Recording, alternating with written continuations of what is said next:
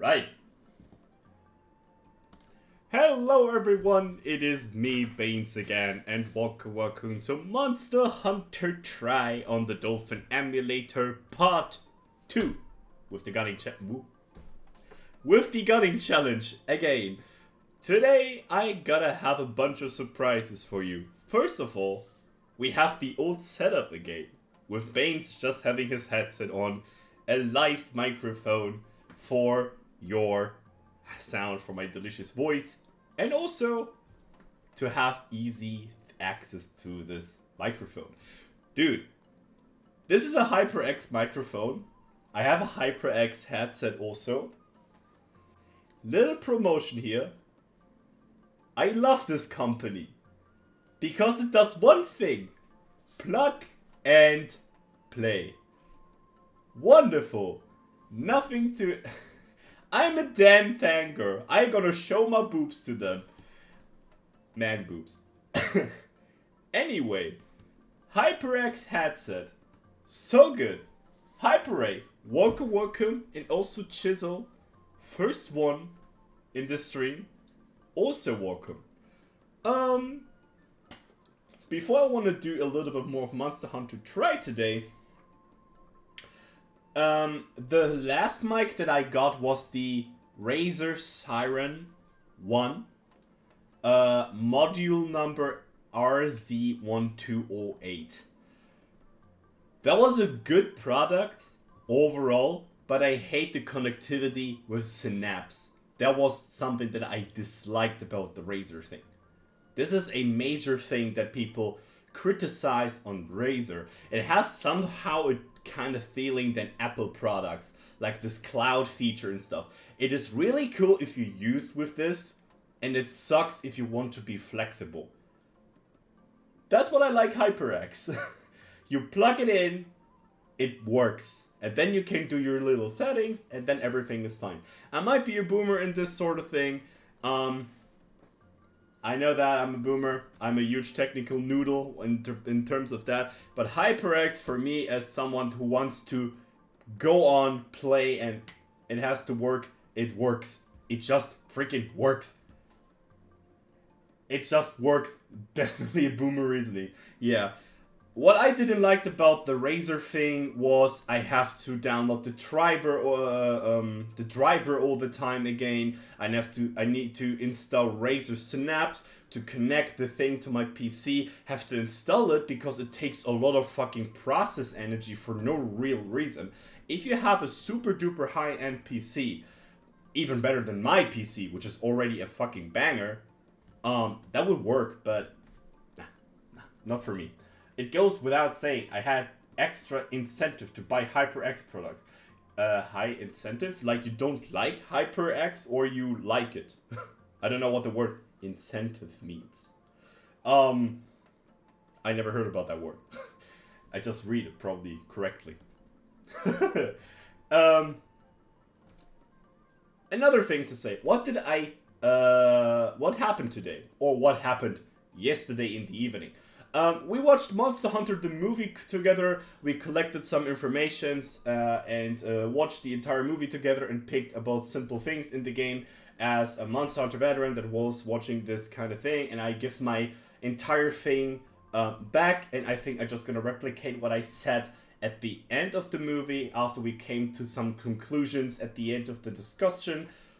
Saying the words or naming the movie in 3 words. It's random. It doesn't feel like a Monster Hunter movie, more like a Navy Army movie in war with flavors of a fantasy world. That's the exact thing I typed on Twitter. I got 3 likes for that. Made my day. And the third thing I said is it's heavily improvable to be a Monster Hunter. And it has a huge cliffhanger. So there might be a movie coming up. There might no movie coming up. So it is kind of like a thing that might be going on. That was my overall result after watching the video or movie together with Twitch, which was a cool experience to have again. I'm very happy that was going well again. I think the next watch party I want to do also, but I plan to do this more spontaneous now. Maybe with a week to plan before, or like 3 days. Not like this movie night. We already like spoke about it the entire vacation I had. So the next thing I want to watch together with Twitch chat is the God Eater anime. I thought it would be a good idea since we did a God Eater playthrough, and it might be just reasonable to watch it together and get the little connections in God Eater together. I still have some open questions in terms of what is the actual law of God Eater, if it's that important in this anime.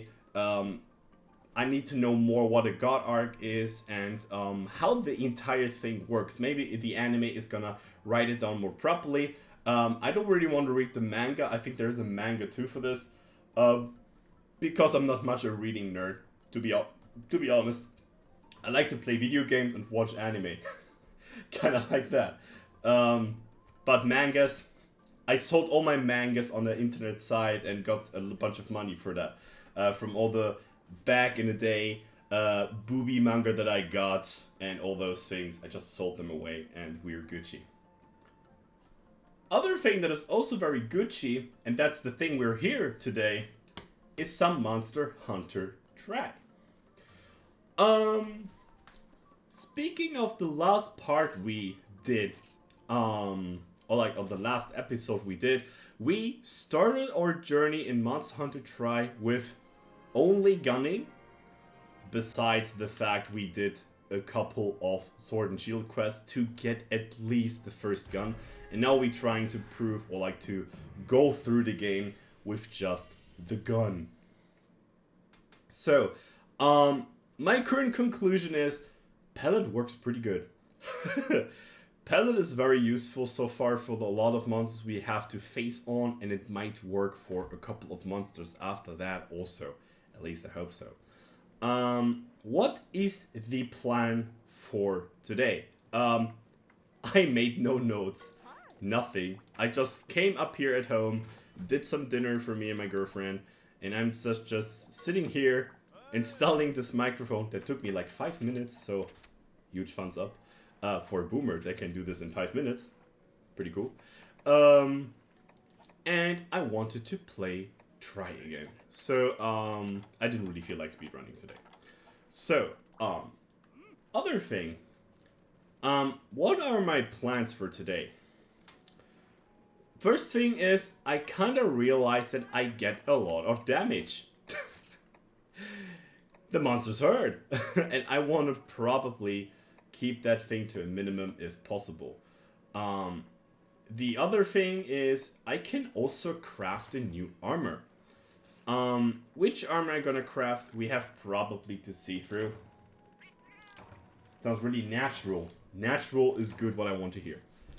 I want to come. I don't. My wish on the microphone is to sound empathic, if that's a word. Empathic, natural, and it's like representing the true nature of my commentary. So I guess this is a good thing, a good sign that everything is Gucci with the thing.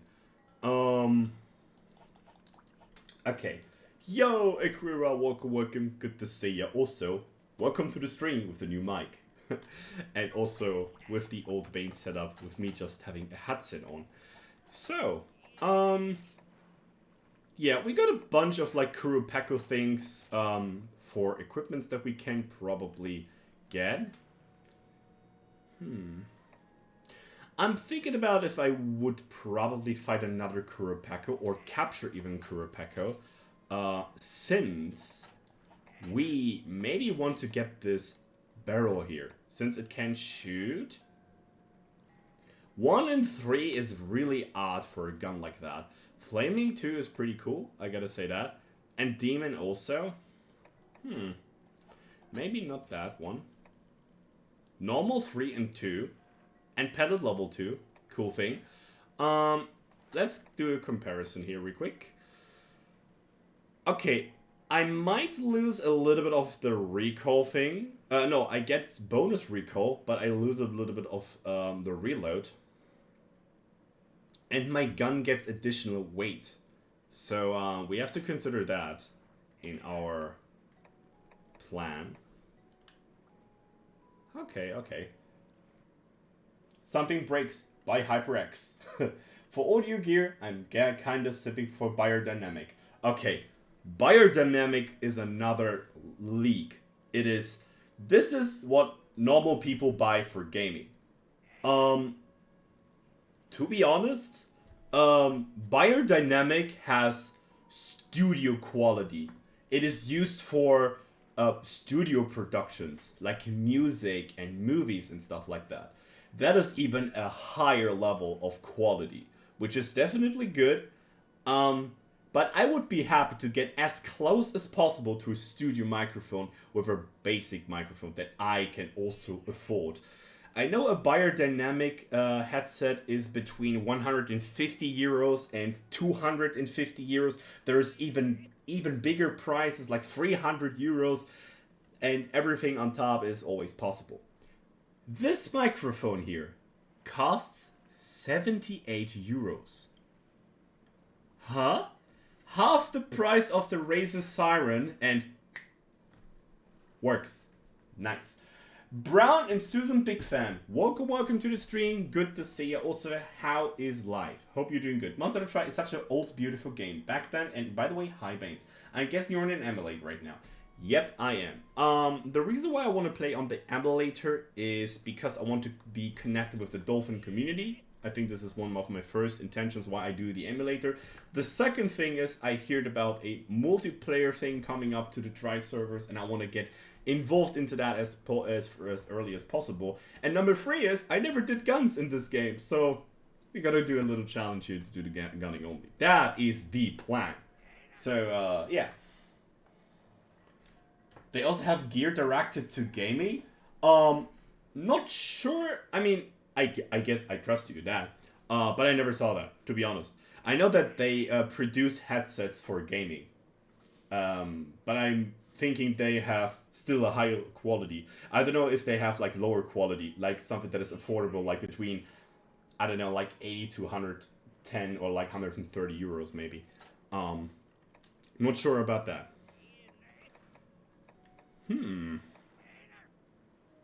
This is an interesting bowgun, and I think we're gonna start the journey today with a Kurupeko hunt. Maybe we're gonna capture him also. Okay, I have 3 things left. I have 956 points and half day on the fleet stats. So let's see what we can do here on Kurupeko. Leading the charge, trapping the trickster. I think we're gonna do this quest. Hopefully we can break the hat and the flints. Let's see if we get our luck this time with this. Was this the gun that can shoot normal level 2 and pierce level 1? Yes, okay. Perfect gun, actually, for this kind of thing. I could buy the books of combos, all of them, but then my money count is getting... And I don't want to have that to be happen yet, since I don't have any combining material that I have to get anyway now. I'm gonna buy some expensive ammo, because I want to let my restock not die yet. So...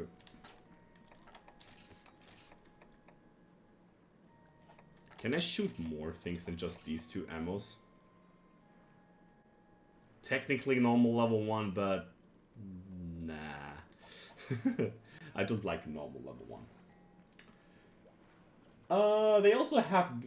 the thing is, I once heard a kind of phrase. Audio gear won't innovate much, so that's reason buying an expensive headset micro will last extremely long and won't get outdated. Audios won't innovate much. Ah, okay, now I get it. Okay, I thought it would it wouldn't change anything in terms of quality. That is something that I tested out, like how a low price headset is, or like a low budget microphone sounds in comparison to a gaming suited or streaming. This is streaming suited. This has nothing to do with gaming. This is only streaming. That's why I'm taking good care of that. You should empty out your inventory. Oh yeah, that is the that would be good first step. I mean, I would have to done another Kuropeko anyway, and it wouldn't probably stack that much. But yeah, you're right. You're right, Chisel, as always.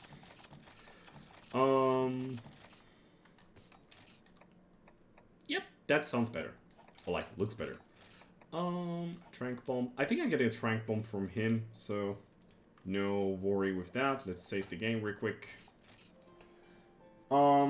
And I gotta say, there's a huge difference in audio quality between a low budget, a medium budget, and like a super duper high end budget headset that a friend of mine got, and his voice was clean as fuck on Discord. But when you have a really good headset, or like a really good like microphone, a good sound system for your stream, it prolongs very long. That's definitely something I can agree with. I got my old like microphone, like my old stand-up microphone, about like 8 or 9 years. I bought the Raisin Siren when it was new, and on an electricity store in Germany. Saturn. That was the shop called. I don't know if Saturn has also be like placed in other countries. I'm actually not sure about that.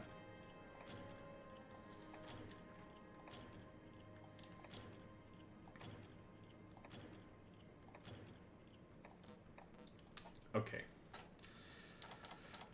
Time to beat a bird.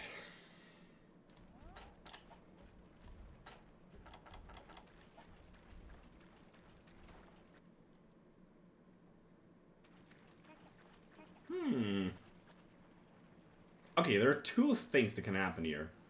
Either he is in this area, like right in front of me, or he is in area 7.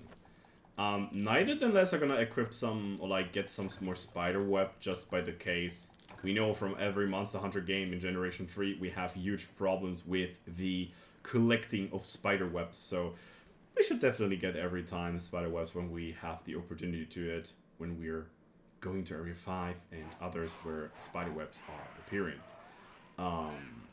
Might be a little bit of an advice I can give for Gen 3 games overall. If you have the urge to get pitfall traps working, which I gotta think is very needed here in this game for gunning, because I think we might find some matchups sooner or later that we want actually to use pitfall traps on. Since solo gunning isn't my huge or like biggest favor to do, I do this more for the perspective of challenge instead of the perspective of I am a good gunner, so I gonna do this. I mean, I gonna do this, but word joke. And there's our victim.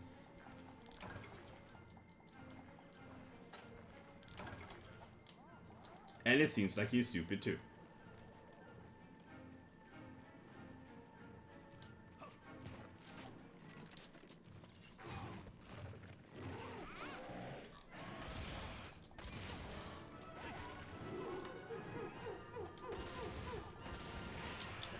Nice. Gun him down.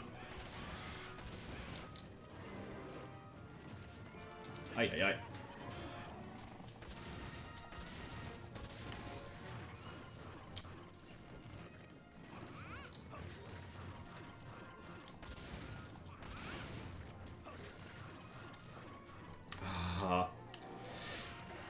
No.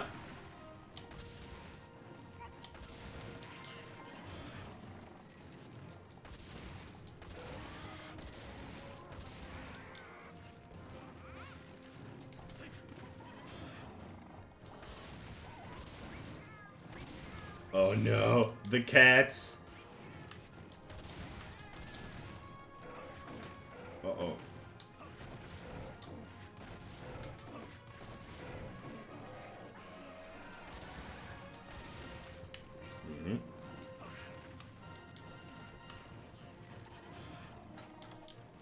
Oops.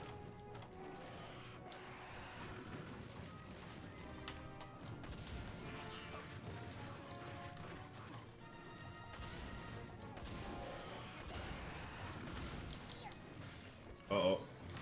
Ouch.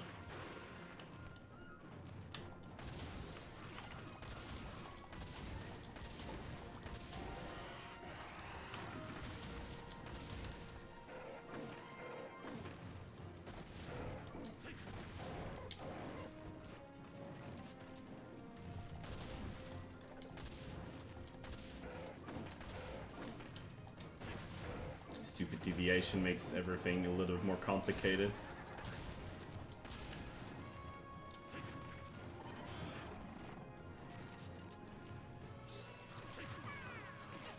Can I pause the game, by the way? Nice. Oh, yeah.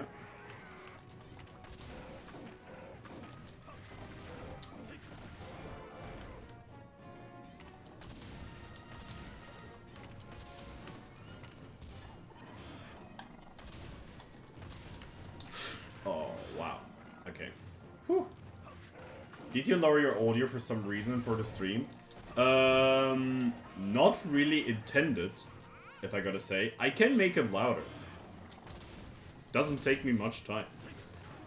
If it... You can pause the emulation, okay? Okay, you can't really do it like there. Yeah, I can pause the emulation, but... Nah. Okay. Yeah, I'm gonna...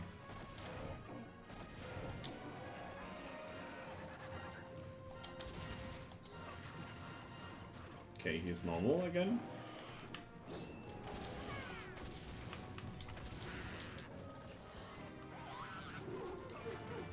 The good thing about this area is he can't really do summon someone here. Good.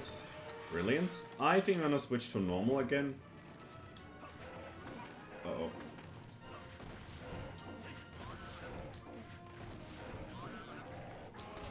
Gonna break the flint as good as possible.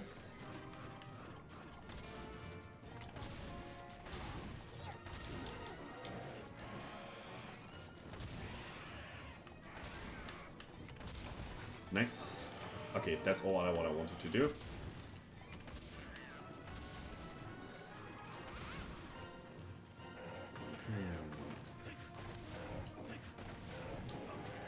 I'm not sure if I should capture him already. Have a bad feeling about it.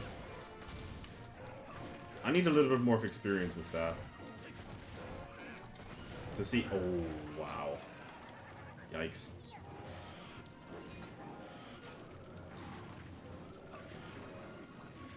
Okay, you know what I'm gonna do? It might cause me some problems, but I want to do this. I want to leave him away from the area, so if he's in another area, he can't limp, which means I see visually if he's weak enough. That is my intention that I want to do now. Is this challenge heavy bowgun only, or you will use light bowgun? This is Monster Hunter Tri. There is only gunning. There's no bow. There's not even heavy bowgun or light bowgun. There's just gunning. You can basically create your own bowgun in this game, Kaiser, and that is the thing I am trying. Okay. Okay. Light, heavy, and medium. Exactly. And I'm currently using a medium bowgun. Because my opinion so far from that is it gives me enough mobility, it gives me enough power, so it does the job pretty fine. Yeah, I was okay with this kind of thing. Now you got it? Alright. Good things. Oh, okay. That's okay. That is okay. I was completely okay with this scenario. That bowgun kinda mid. Kinda mid. I'm okay with this scenario. I have no idea how much HP he has. Now I know exactly how much HP he has. Even if the HP roll is going up and down, it doesn't matter to me. I can adapt to that. And this hunt is not hard. Not at all.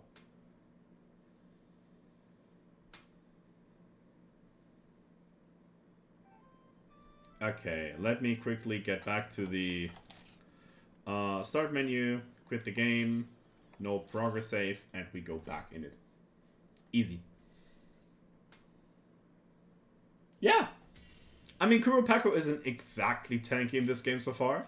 I think we kind of destroyed him pretty well. I mean, overall, spread is like pallet for old people.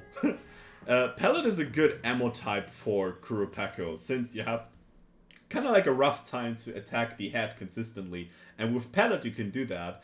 Pellet is really good to spot something the entire time, or like to shoot something the entire time without wasting time for reloading. It did autosave. I don't like that. I don't like that. Okay, anyway, we take that. We didn't lose anything, we just going again.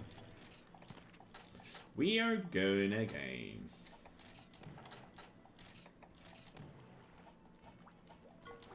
Hello, my friends. Do you have an offer or like a trade I want to have? Okay. Good. You have... Hold on. Okay, you can check which items you get here. That is cool. So these are the farmer and this is the hunter realm.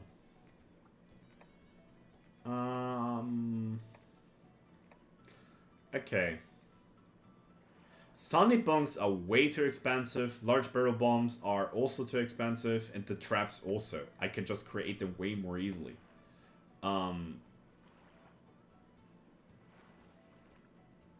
Improves the hunting fleets. I mean, these are star items. This is already... Oh, okay. Bypass this. Go for this realm. Because I need the combi book, I need the fish finder, and I need the other things for my farm. Since we want to stack up some materials for later gunning. So, yep. That's the thing I want to do. We have 3 giant skulls. So, we can now do a beautiful thing. We can buy the 4th combi book. The first combi book we actually buy in this playthrough. Which is number 4. Which is totally reasonable. But yeah, we do this in this way. So, number 2 goes to Captain Plus. Easy thing. Upgrades one of the hunting boats, visit waters that yields more valuable holds. Yup. Which means probably we get more points out of that. That was my intention with this. Last one. Let's see what we can buy. Piggy. Pygmalion. Waka Waka Dance would be interesting. It probably has the best value from all the 2-star things we can afford, besides the combi book level 5. But you really need combi book level 5 for gunning. You need it mostly for like max potions or agent potions, something like that. You know what? Let's go for the piggy. Nothing is more fun when you just come up at home and see your beautiful poogie.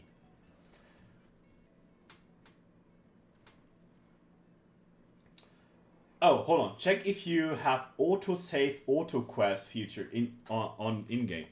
Let me check, Akira. Orientation. I'm not sure how I can see that. Hold on. You might make my day with that. Hold on. Let's see. Oh, never mind. Give me that. Let's go for some safety trank bomb quest. I know, Twitch chat. I'm a stupid guy, and I just lost the quest to Kuropeko hunting. But, you know, you can fail this on purpose to get trank bombs. Easy. Don't have to waste money for that. Nah, actually, I just lose it because I'm a goober. Okay, let me check that. I get to your questions real quick, Chisel, after we checked out the autosave thing, since I want to abuse this kind of... Ooh, you learned attack boost, huh? You learned attack boost. A very consistent skill to get. Okay. Let me save.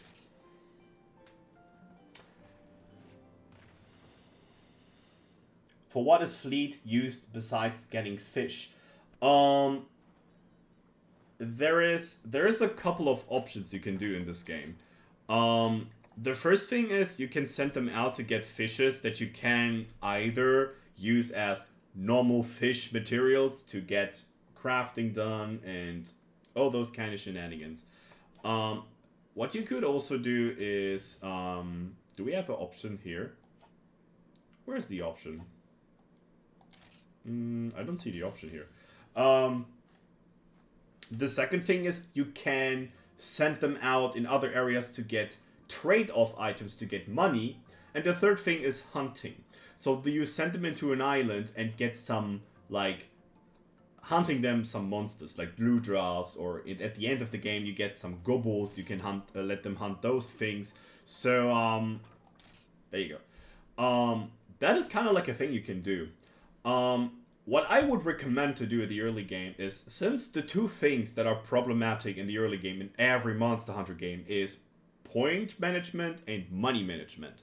So you have to make a strat for both things to have equal financial, like, income. So what can you do about the money? So something very simple. You can raise money with might seeds on the farm and sell them out. That is a very simple strat, and it works in nearly all the old gen games for a certain level of degree. So in the end of low rank, it might be a little bit too low money you get in income, but then you have the opportunity to fight weaker monsters way more faster, and you get like decent rewards from the quest, and you get some items you might can use also for your weapon upgrades or whatever, or you can sell that also, which is a bad thing to do. Overall, materials are very costly sometimes, so but it's something you can do. In terms of the resource points, since we have a lot of problems with point resourcing in Gen 1 and 2, it is definitely recommendable to do expeditions, regardless if you're playing Gen 3, Gen 4. Gen 5 is a different thing, but they don't care because you get like a lot of tiers in this game, and I have never issues in Generations or Generations Ultimate with points overall. So I think they also get like higher when you just sell and buy things out and do quests for like villages. In Gen 3, so in Try, for example, doing actually those things and resources and get those like rare drops and all those things and just killing monsters and do this as a drive-by thing. What I can give as a second advice to do a playthrough in Gen 3 overall is, if you want to do something in the way of progressing, not grinding like specifically, but if you want to, I mean, you can do it also for grinding, but try to do always two things in one go. So don't go for a hunt to just kill the monster or capture the monster. Try to do something that makes something more worth it. So if I'm gonna hunt like a Great Jaggy now, I don't only want to hunt the Great Jaggy, I also want to get the dung and spider webs from the Moga Woods, so I can make influence in my farm, raise those things up, get money from the income that I get from the dung, because I can set up the Might Seed, and the Might Seed gives me money. About the point thing, you do the Great Jaggy hunt, you get 150 on that. You can also get like red coral stones, so you can do a little bit of routing. So what you do all the time in the early game is you route basically every quest in your head, what you want to do. You do this exactly how I did right now on the playthrough, and you go on with that and have never problems with income, as long as you keep this in track. So this is stuff that the game tells you, how to make income worth it in both things, point and money. But this is something I would recommend like beginners of Monster Hunter to do. Not that I say that you're a beginner, but this would be just a beginner advice for old gen games. Do that. If you do that, you have a good time. You're gonna have a good time. It might be a little bit time investing, but the better you are in the routing, the easier it is for you at the end of the day. So normal. Control settings, nope. Game, quick load. Turning this option on simplifying the character select and cutting down on load times. Okay, we speak of. I think there's no. There's nothing here that we can do. Screen brightness, screen ratio.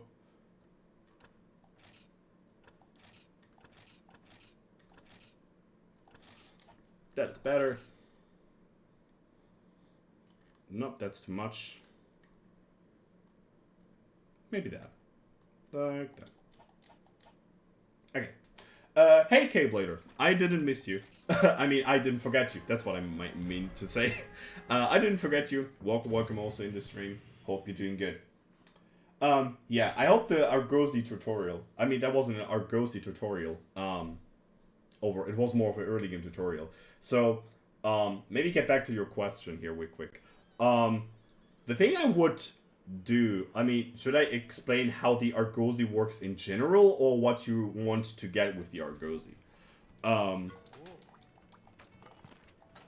So, Stunning Quill, Starfish.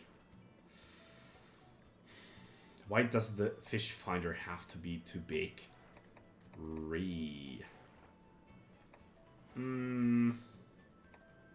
No, I don't want to get anything here. Anything is too expensive for me. Sorry, my friend, but I have no trade to do with you today. You are too expensive for me.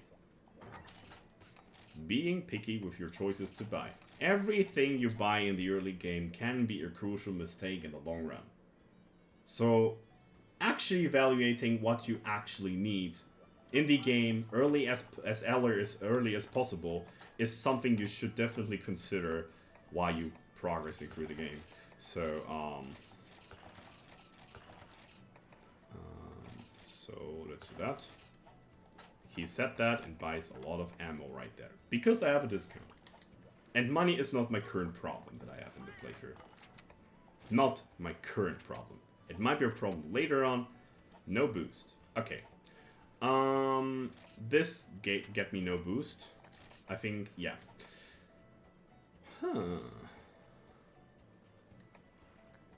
I think I gotta test out thorny meat with everything I can go. Escargogo, scalefish. It's a snail, so should this be like a fish? I think it's like 2 meat, 2 fish, 2 grains, 2 vegetables, 2 butter, and this is drink. So I think this might be something. At least I hope that it does. Just remember how fire shots are single hit in this game, but every other element has a piercing effect. In this game also? Actually, is this the same like Freedom in Night? A lot of people said back in the day that Freedom in Night... Ooh. Ooh. Ooh. Ooh.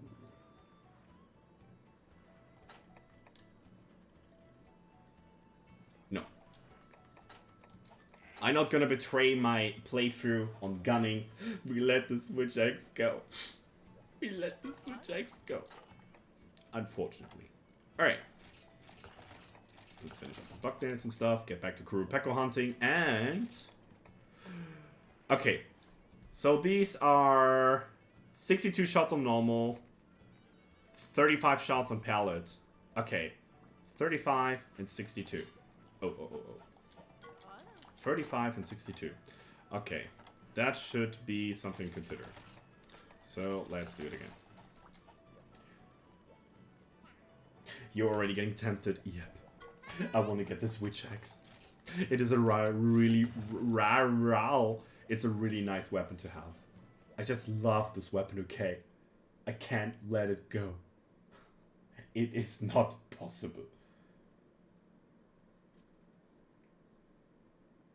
Pellet is a very underrated Monster Hunter shot type for gunning. A lot of people that are not used to do gunning a lot, which I'm also considered, but people are even more like ignoring gunning overall. Which is a thing you shouldn't do. You should at least test out every weapon in Monster to get a little bit of an experience what it actually feels like. Which is an easy thing to say in the first place. I know I have played a lot of weapons, not really in my couple of playthroughs I did on stream, and also like in new gen games I miss a lot of weapon test outs here and there. But overall, I tested out a lot of weapons back in the day in the old gen, so I probably know how to play certain, like, mostly all the weapons between Monster Hunter 1 and Generations Ultimate. Um, but anything in between World and Iceborne, I probably can give some ideas and stuff out, but I didn't check anything entirely, so I give this up to the mains that have played the weapon like very furiously and learn any little beetle trick about it. But in terms of switch axe and greatsword and maybe also hammer, I might can give out a tip or two in that regard. So Pellet is underrated. People said that Pellet is just there to bully your like teammates and stuff like that. So probably this conclusion came up to the thing. Oh, I got attack up from a food skill and health up. Okay, it might be also meat and drink we're gonna do now the entire time when we go to a quest here. Which is basically what I need. I need health and I need attack up. So, to sum it up a little bit short and easy to grab what Pellet does. So, it shots like a spread shot basically on Rise. It shreds a lot of shrapnels to the monster and it hits like the first part that is basically in front of you very consistently.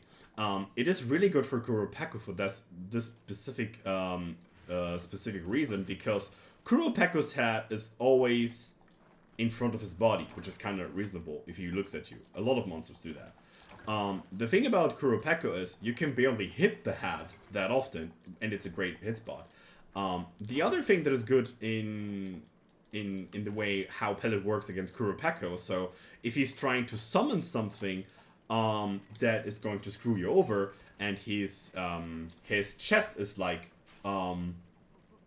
pumped up, you can just continue shooting and you will hit the chest all the time and it will flinch him down, which is the gimmick of the Kuropeko fight. So you see an opening coming up, you punish it, and then you get an additional punishment time against Kuropeko, which is kind of similar to Valstrax in Rise, for example. So this mechanic wasn't new. No. Kuropeko did it the first. So, yeah, that's why I like Kuropeko more than Valstrax. Not only because of that, I like Kuropeko for a lot of reasons more than Valstrax. I'm a genuine Valstrax hater, to say it in that way. I don't really like Valstrax. I know a lot of people love him, but I don't do. I think he's not a great fight. Fight me about it. So, yeah. I sim for Kuropeko. I kind of miss him as an early game monster, because he involves the entire game with a new mechanic that wasn't there in the previous Monster Hunter game. He is an early game monster that has impact in later games in a kind of like on a unique way, which might be a little bit annoying. I get that. But it is at least something that is more creative than just Jet Dragon goes brrr. At least from my point. Hey, Sinner, welcome. I sim for Katku. Katku isn't a bad monster fight overall. I probably like him more in old gen. In 4U, he is a little bit out of control. It feels so hard for kinda each weapon to punish him properly. That's what I think a little bit. I think my most favorite Katku is the old, like, the OG Gen 1, Gen 2 Katku. What about Giginox? I don't dislike Giginox in the way how he is designed, in terms how he looks like. What I don't like about Giginox is the fight on him, on his own. I think the skeleton doesn't kind of like represent what he's supposed to be in the fight. So, what I mean with that is, so Giginox is a monster that has two different weak spots depending on which state he has. So if he's normal stated, his head is his weak spot, and if not, so he is angry, his weak spot is the back. So regardless of what kind of state you have on Giginox, it should be available to reach the weak spots when you position yourself properly. But it's not possible to either run through him because he's too flat, and it's not possible to circle around him in time because he's so big, because he's a very flattened creature. I also find it very hard to see a huge weakness on Giginox. So the thing I can just recommend to use against Giginox is Slime for Tri Ultimate. But on previous games like Monster Hunter Tri and anything like that, I might have a huge problem to find actually a good thing to use against Giginox. So it might be one of those fights that I have to get into detail and see the hit spots and see what I can do with my gun to actually improve in this fight, which is something that I'm kind of interested into. I want to get this kind of knowledge more. But I had a rough time to learn or like to see or like to fight Giginox overall.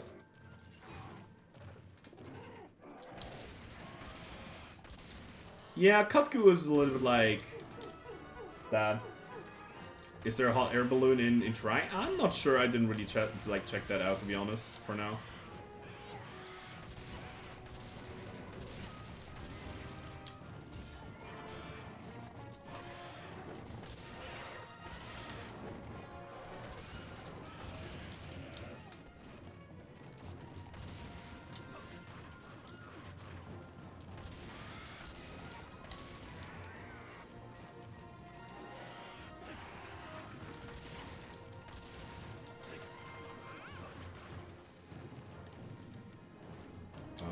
Shit, okay.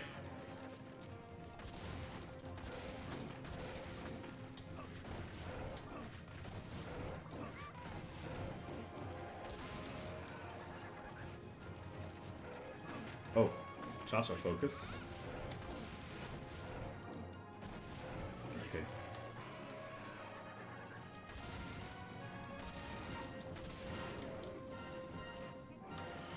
Go underneath him, go away from him.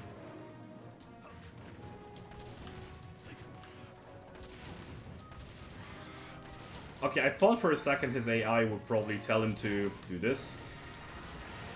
No.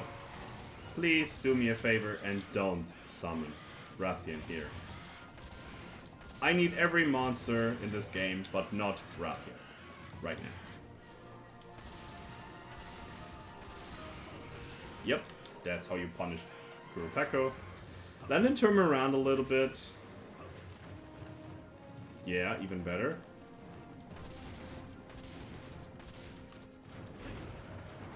I think the part break should happen very soon. Or the enrage. Nope. Oh.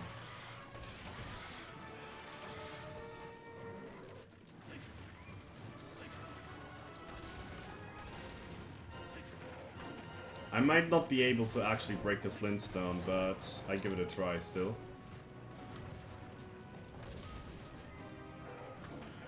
No crack ammo? I have crack ammo. But I don't use crack ammo oftenly, because it's... Crack 1 is not really worth it. Yeah, now she's getting summoned.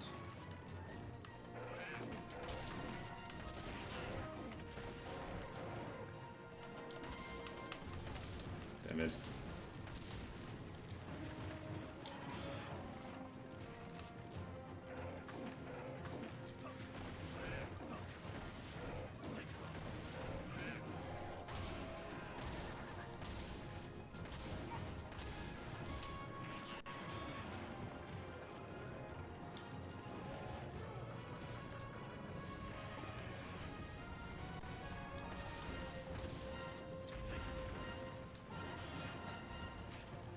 I would love to kill a Rathian now, but I just have no time for it.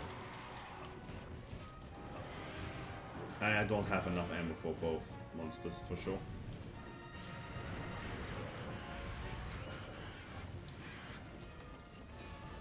Hold on. I saw your question, but I can't really answer now. I have to deal with 2 monsters now, which is kinda annoying, I gotta say. Oh. She turned into rage mode for no freaking reason. Okay. Nope, I'm not taking the greedy route here. She turned into rage mode after the song, which is very interesting.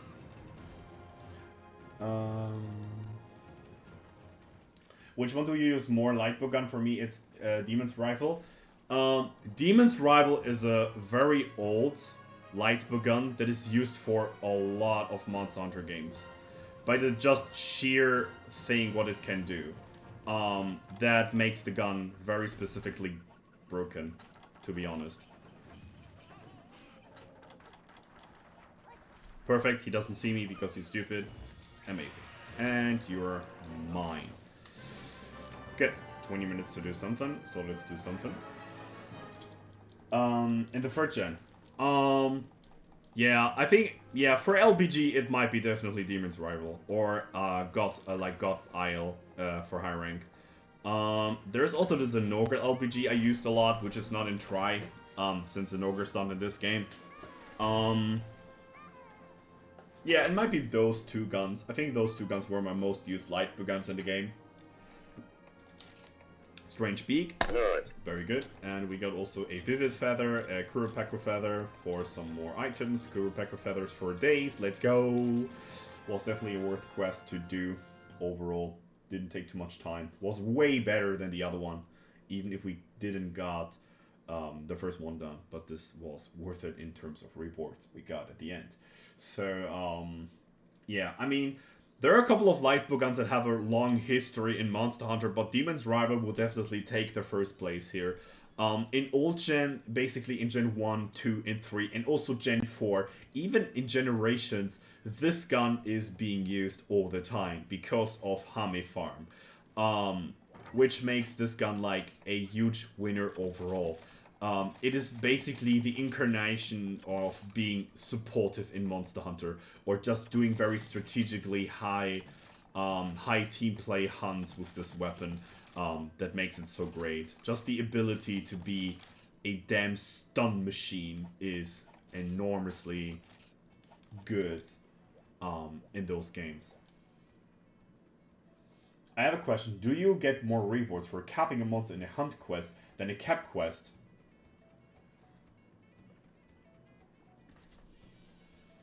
Not sure.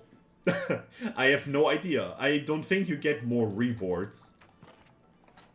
I mean, in one thing, it's a requirement to finish the quest. In the other one, it's like more of a you can do thing, but it's not needed, if that makes sense. So, not sure, actually.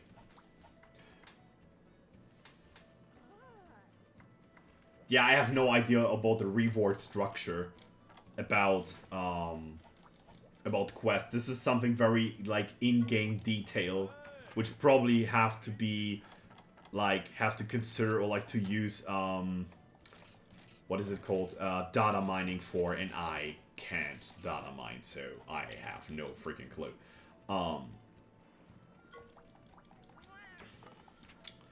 Okay, so we got spicy sausage and mega cola. Ooh.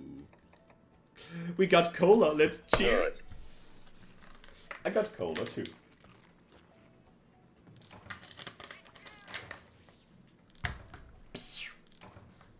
I just love this old sign, this old thingy that the hunter is doing. Leading the charge. Hunt a Baroth. Who knows?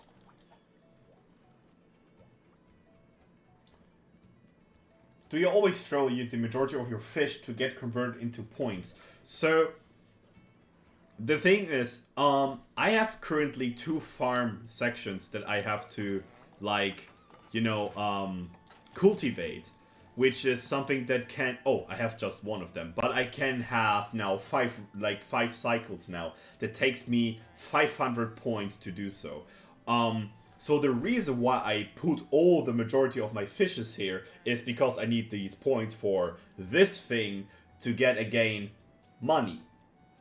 So basically, I'm farming points to invest that in my money gaining. I take my money to do hunts again to get points to involve them again into money, more money. So it has kind of like a cycle. To answer the question short, yeah, I do. For now. If I have a point count that is giving me space to do more things with fishes later on, like pop fishes, pin tunas, something that I need for hunting specifically, I stop that immediately. which might take a bit of a time. I still have to do some quests here and there, but for now that might be the thing.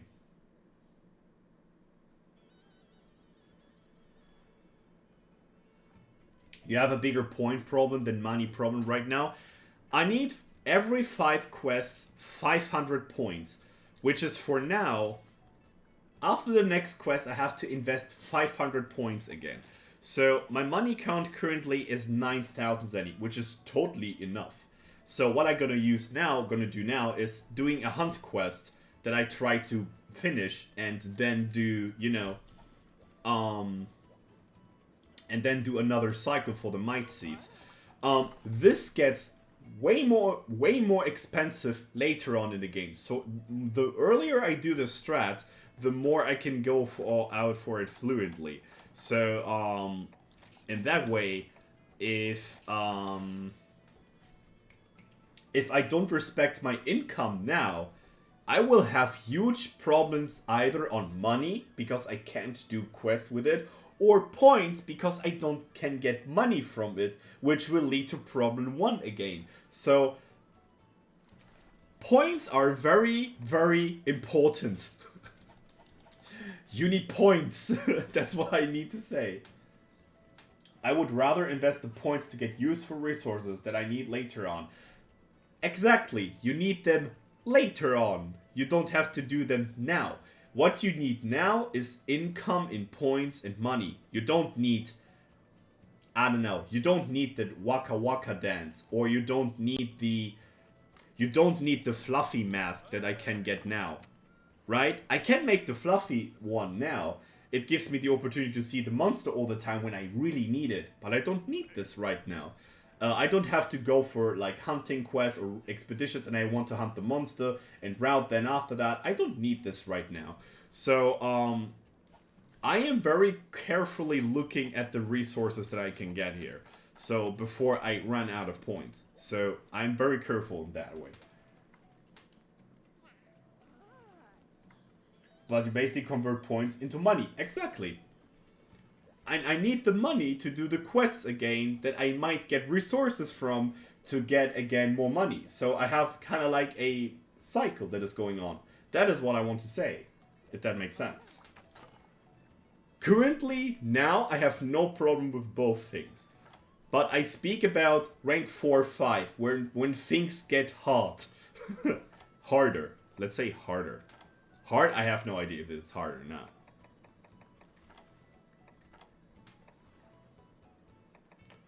You can buy sleep herb and sleep ammo. The hell? You could technically do speed. What is it called again? Should I go to Lockleg? I don't know if this is even like be able. I could do sleep bombing. Exactly, that's what I want to say. I could technically do sleep bombing. Can you even go there? I have no idea. But you know what? I'm gonna test this out. The reason is, if I can go to Lockleg, it might be able to get more different items. If Lockleg is a thing I can get used to or like use, I have a huge advantage. Oh. I want to replace some stuff here. Wasn't it locked because of servers? I saw people can go for it. But I don't know if I need some sort of a thing for this.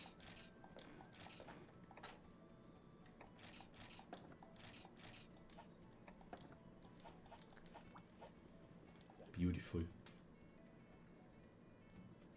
You can't go to Locklag without servers? Let's see. So there's no cat here to go on. I think I need to save the game and actually have to quit it. Mode select. A little bit like DOS, I see. Let's see.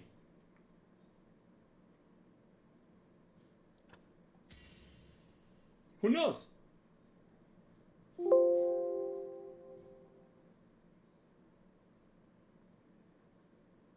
Okay. Unable to connect to the server. Okay. Self-destruction secrets initiated. Okay. We can't go to Lag, which is good and bad in one thing. So it doesn't get more complicated. One thing. Since Barov is the next target I want to aim to, I gotta think if we can improve our gun now. Or the armor. Crack S. Pellet S. Raises the pellet S skill, so it lets me get pellet, like more pellet shots for my gun. Okay. Good to know. And it's piss easy to get. Oh, never mind. Royal Ludroth Claw. Hang me. Okay.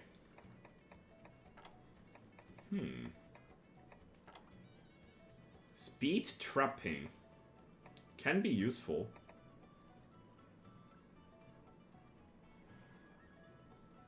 Don't need it yet. I keep it in mind, but I don't need it yet.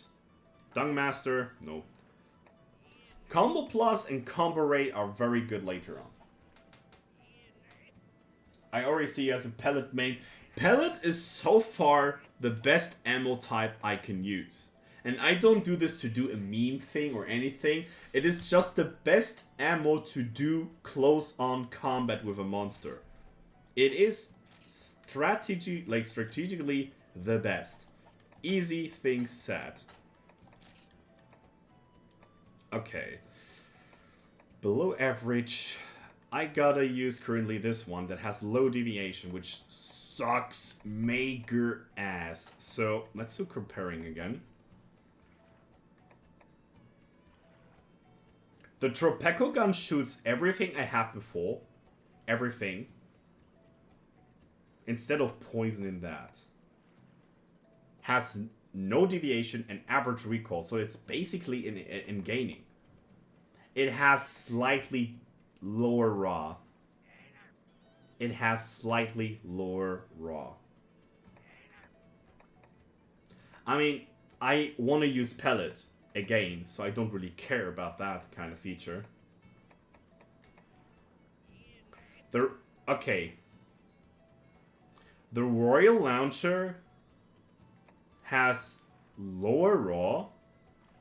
To be exact, it has 15 less true raw. Has lower range, which is not much of a thing for pellet. Has better reload, which is cool. And can shoot another round of pellet. Yeah, my heavy bowgun is upgraded, but I'm gonna compare it with the default one. That's why I'm upgrading it. I don't look at the top screen. I just look at those two. I don't care about what my heavy bowgun says right now.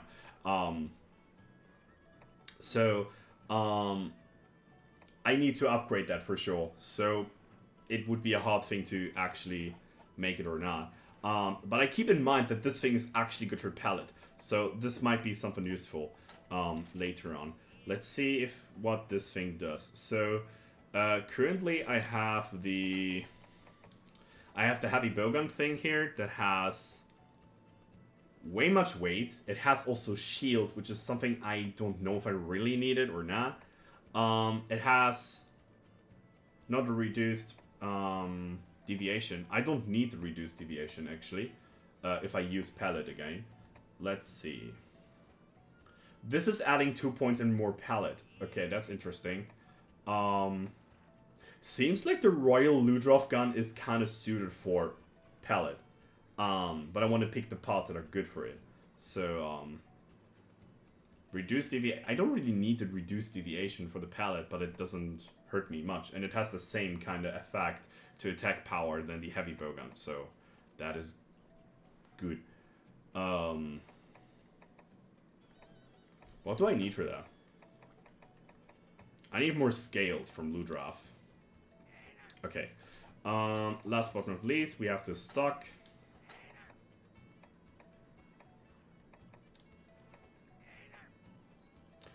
Okay, the Tropaco gun gives me reduced recoil, smaller reload. I'll need my clever list here real quick. There's something I posted on my Discord a couple of days ago that is really useful right now. I just gonna quickly pull it up. Do that. So we're gonna check something real quick. So I want to load pellet 1, and I need below average or better for that. So what do we have now? Can I see this somehow? What kind of reload I have now? Okay, I need just... Oh, I can even load pellet level 2 with this.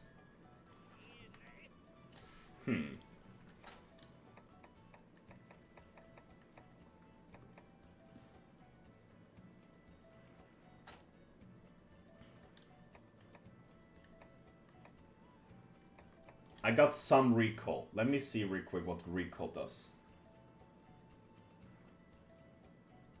Some recoil is denying pellet level 3 shots.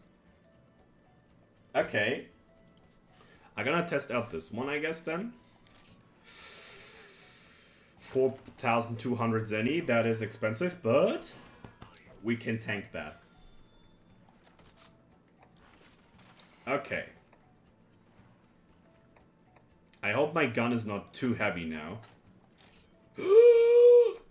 No! Too big gun! It's a heavy bow gun now.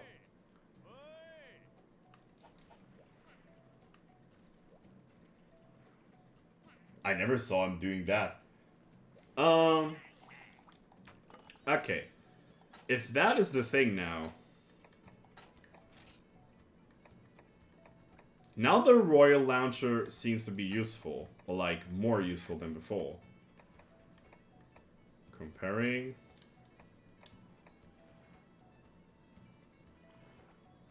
Not that I don't want to shoot pellet level 2 before, anyway, but... It would be a good thing to have. Okay. Or I use this one. Can't shoot pellet.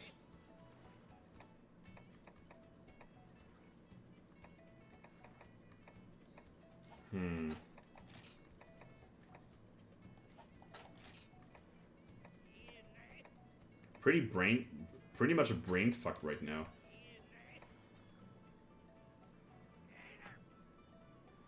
Tropaco gun is 5 weight lower, but also lower raw.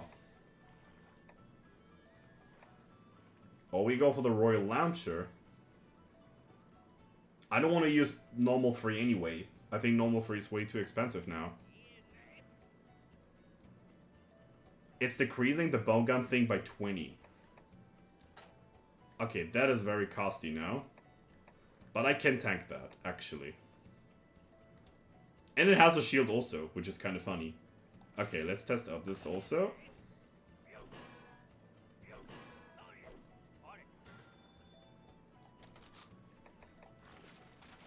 Okay. Medium bowgun. Let's go. We can shoot 6 rounds on normal on pellet and 6 rounds on normal 2. 3 rounds of normal 3, which is or like on pellet 3, which is okay for me. Okay, this is my new pellet gun. Okay, that's amazing. Maybe gonna upgrade it a little bit. Let's see if we can do so. Ha! We don't need to upgrade it yet. We can, but we don't need to. Okay. I might have to do some more loot drop in one time. Okay. Let's check out the farm real quick. Get some money, probably. Or not. Cultivate. Okay, you're still there for one more quest. Okay. Let's test out Barov, if we can kill him or not. I don't know. Yet. But I'm kind of certainly thinking that we can do that. Also, let's manage our money problem real quick. So, Might Seed. Boom. And we're back in business. We are back in business. There will be a time coming up really soon that we have to do a bunch of expeditions before we can progress through the game more.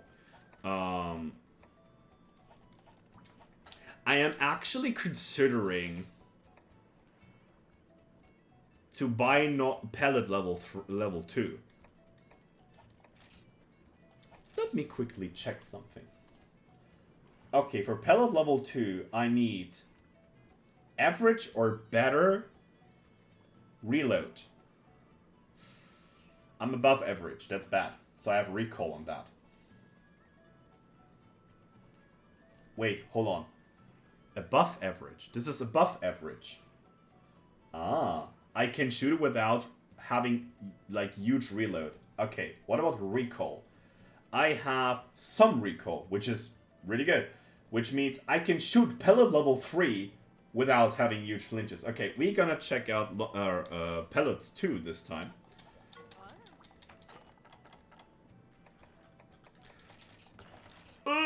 Pain. Okay, let's save the game again. And if I gonna triple card in that one, I don't want to triple card actually, but yeah, it might happen maybe.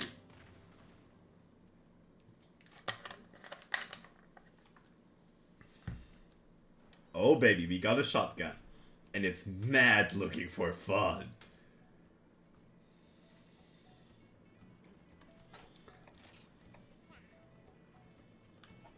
Okay, okay.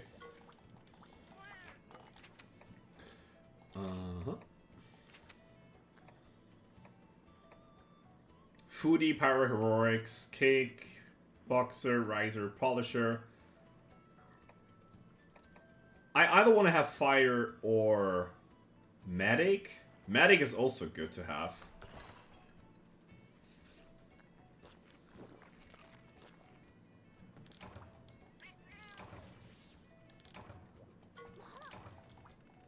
Fighter, Medic, amazing. Sounds like a plan. Let's do Barrow. I hope nighttime Barrow isn't in any way like having more HP or something. I hope he's just a normal one, okay? I can try to KO him to get some additional damage, but crack is cracked. Crack 1? Can I even do that? Above average? I have that. Okay, I could technically shoot this gun's crack without having huge negatives on it. Technically, I can. They also give you poison for this quest. Okay, interesting. And cleanser. Okay, let's check it out. So since it's the first Barrow quest, he is spawning in Area 3, which gives us the opportunity to... Might have a look on some other areas before we do this. But I'm thinking of something specific if I want to get in. I think I gotta go to Area 6 to get some mining done there and then, like, go further. Or let's do this. Did I buy any potions? Yeah, I got some potions, but I shouldn't get hit by anything. Fuck you, Jaggy. Go away from me. Thank you.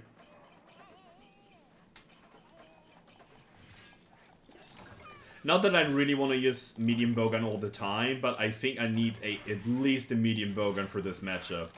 I need this, like, side roll after the shot, because Barrow gotta hit hard.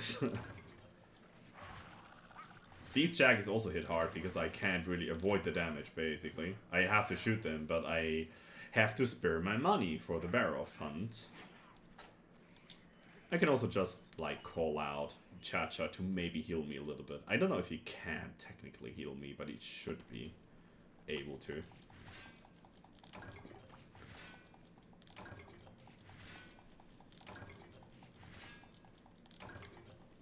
Ice Tall Pallet.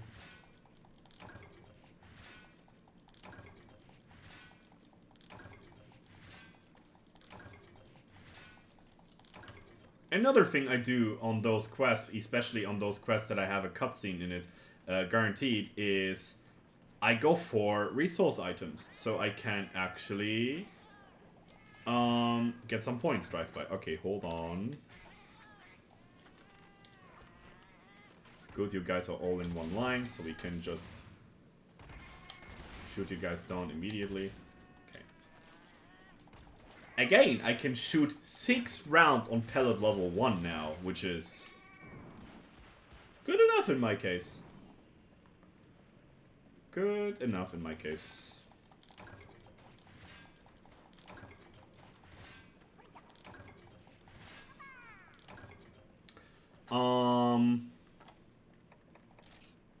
So even if I don't be able to kill Barov, I can still try to let him destroy 2 anthills and end the quest with subquests, so I still get the crystal bone reward and also the subquests and stuff that I break from him in the meantime. So yeah, we kind of like made it a reasonable quest so far already, but there's more. Shit. I wanted to reload.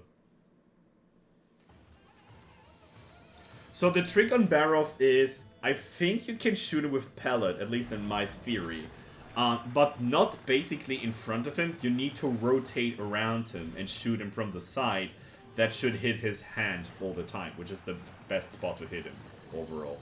I think the tail is also decently, but I can't chop it off since I have no cutting damage. That is kind of the sad thing. Other thing that is also beneficial here for this fight is there's a bunch of Benahabras here that definitely want to screw me over.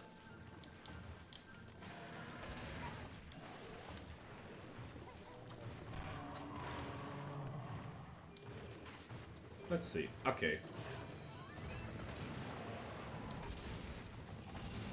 I have to watch where I hit him, actually.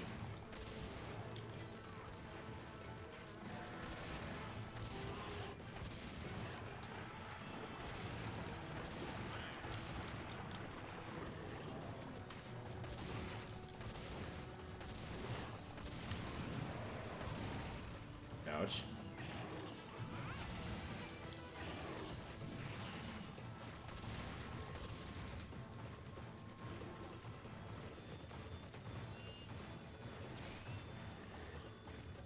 Most shots go to the head and legs. Yeah, it seems like.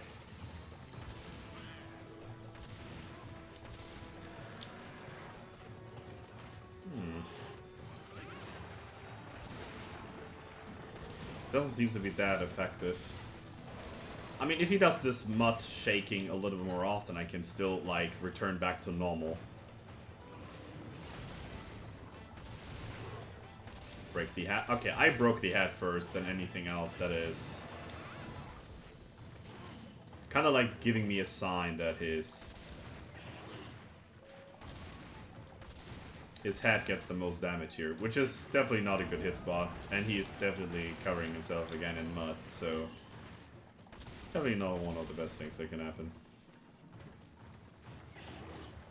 And I'm already nearly out of, like, pellet shots, but he's enraged, so it's a good sign that he's, like, getting proper damage.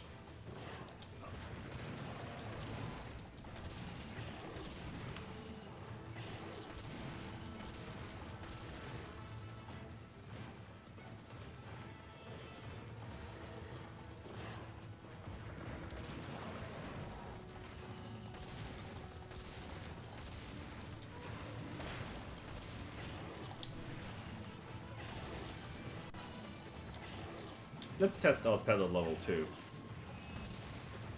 I can shoot like pellet level 2 easily.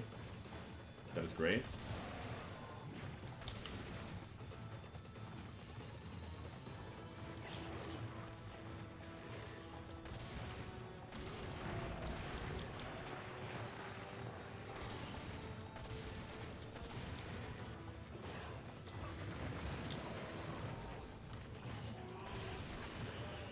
This. I hit the back more than the arms, actually. That is a little bit enough sign that pellet might be not the thing to do. Unfortunately, or like, good thing that I think Barov doesn't have a gun in this game, so we don't have to fight him that much. It seems like for now to be a weird matchup for gunning. I might also just choose the wrong ammo type here, but we have to see. I can test out normal 2 now. Even it's not like the most efficient thing to do.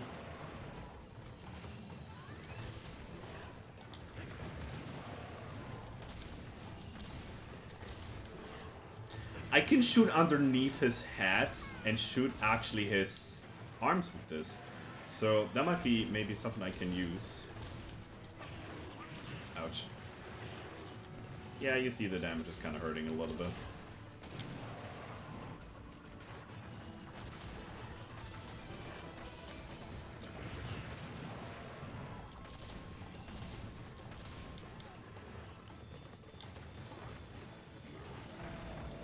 Yeah, you need to aim kind of that. That's my problem currently with normal. I might be not bad with like aiming overall, but it is annoying to do the aiming in the combat all the time. Pellet is a little bit more careless at that thing. Pierce is even more brutal. Oh, okay. Maybe this is a good target for normal 3. Okay. I think we didn't do bad so far.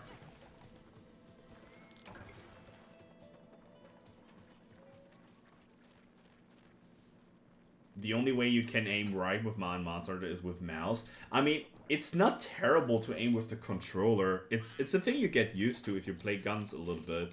But it is something that appeals a lot of people off when they go for gunning for the first time. I can kind of understand that reason.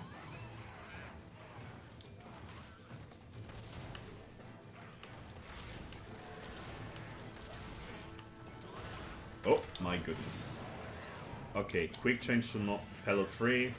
Shoot it. Now change back.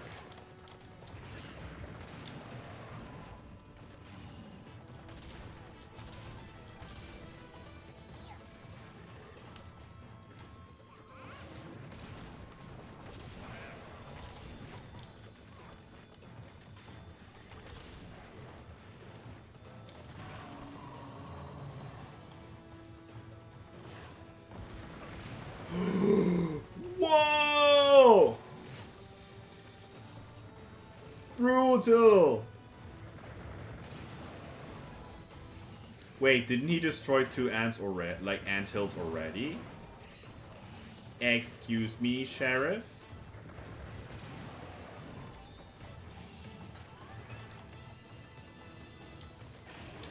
What the fuck? Yo, this range. Oh my god. Why does it have to happen now? Jesus Christ. No, no, no, no, no, no. I don't want to card to that shit. He hits like a train. Yup. That's kind of like his gimmick. He's a huge pain train thing.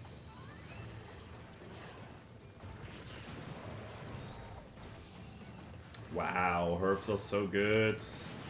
So good.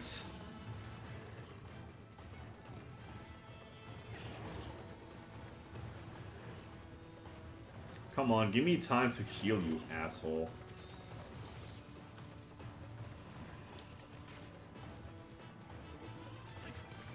I hate that walk. I hate that walk so hard. That is so annoying that he does that. That is way more easy to dodge than this walking thing he does. Am I off? Yeah. Haha. No. Pain! Okay. No pain. No pain.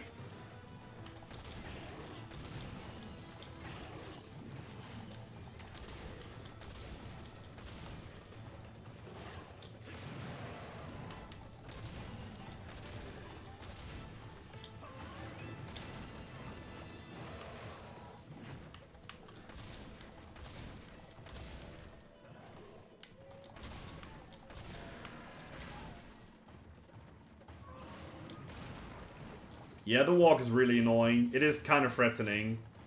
If you hesitate too much with this walk thing, he is punishing you for that very brutally. The basic thing about Barov is just don't be greedy. If you can be not greedy, Which is fairly easy with a gun, not to be greedy, because you know when you... If you play a little bit of gunning from previous games, you know when you be greedy you get super hardly punished. So, yeah, easy thing to say, don't be greedy.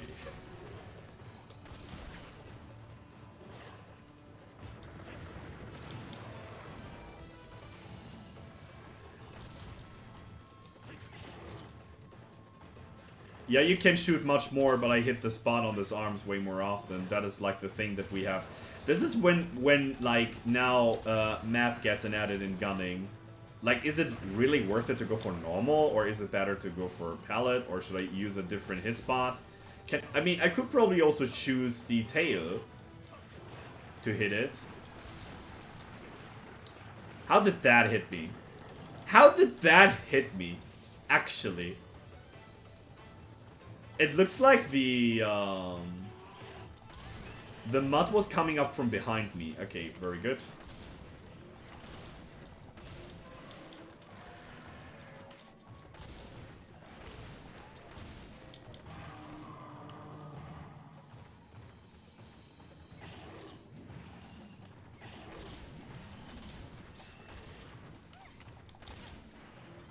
And he is low. Wow. Why was this monster way more easier than the Ludroth? Way more easy. Ludroth was way more painful. Way more. Because of the reason that the entire fight is based on, like, how to avoid one single huge, like, threat in front of you. And Ludroth is, hey, I am Dro 2.0. just my minions are just way more tanky. Basically. I don't know if you would say already, it's 16 minutes in the quest. So, yeah.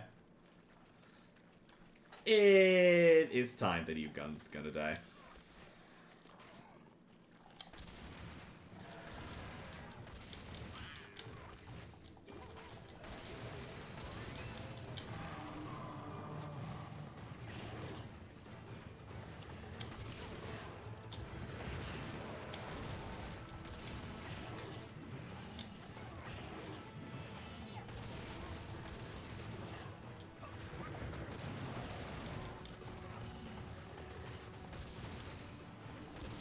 For gunning is already for me? I see.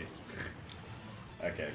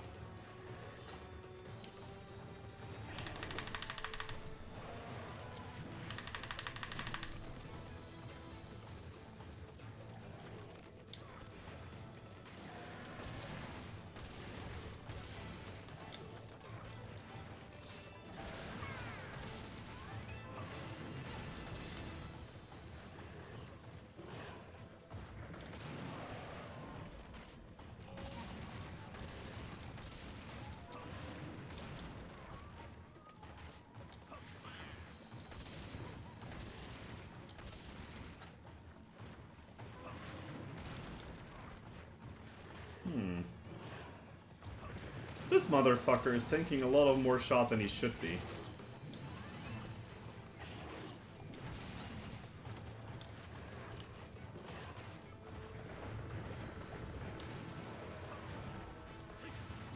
Go for stone kill. I have no stone. It's not even more the question about... I think I'm gonna go for the crack kill if this is a thing. I have 2 cracks, so I can technically go for the... Okay.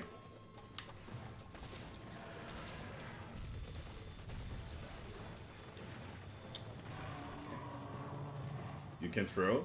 I know. So...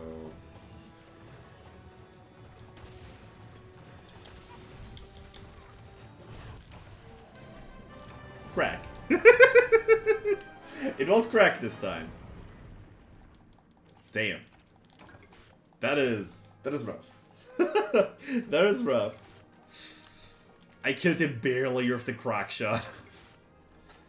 The weapon has only 159 raw, the other one has 200 raw, so there's a difference.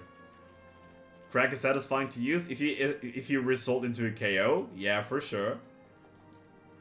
Maybe it's better to do to do like a crack like normal strat for this monster. So like when he's normal, you just like in a basic state, you just shoot him with normal on the hand and just get a lot of damage in there. And if he's enraged, you crack on him, so you reduce the time on rage mode and then go for normal shots. That would be the other thing I would test out for the next time on Barov. Which we might need maybe also another gun for that, but we gotta see if we can build something in this way. We might probably also build all the guns just to have the opportunity to build whatever we want to, depending on the situation we have to do stuff. Since it's gunning only, and I kind of enjoyed this playthrough so far a lot, so I don't mind to do a little bit of grinding. Which is not much, because the game gives you fair amounts of rewards, actually. I didn't really break anything on Barov, just the mud came off all the time, here and there. Oh. Barrel shell, thank you. Air wheat. Stun attack. What does the stun attack do? What does it do for me? A signal that may stun an enemy when Cha-Cha strikes its head. Turn the tables. Let's see how it works on, actually, if he can KO something or not.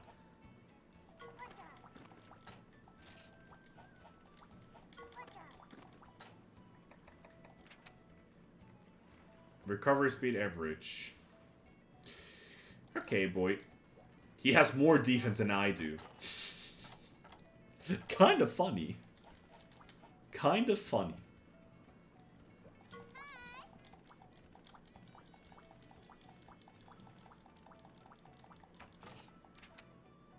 Oh. Gobble. Gobble is one of those monsters that are good to use with Pallet again, because he has this lantern thing and you want to break it. It's like one of two parts you can break from it, and it does good damage on his head. The other thing is on Gobble that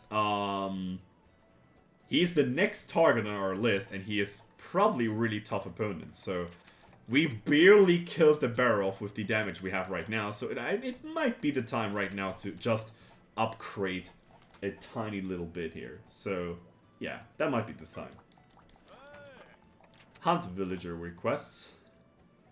Cha-Cha can go for a meaty mask. I still didn't got the Flintstone, which is a little bit bugging me, but that mask might be useful for two things. It prevents from small monsters to attack me, since he is like fiery. I think that was it. Or is there another? I think there's the lantern mask. I think there are two different, actually. And this one is basically a drive-by barbecue spit. So, maybe we gonna craft it or not. We have to see.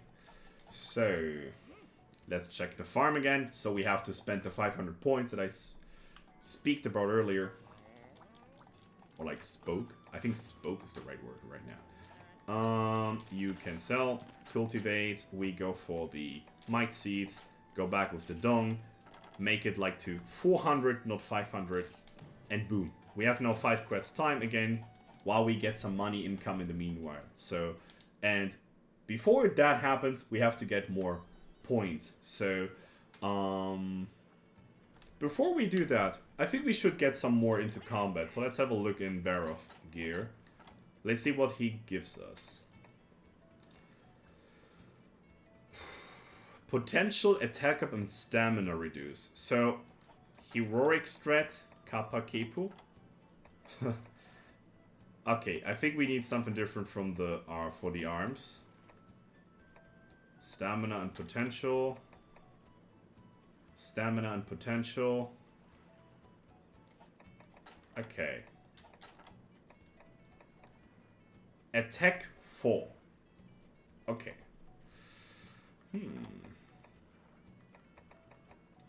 attack 3 and a slot.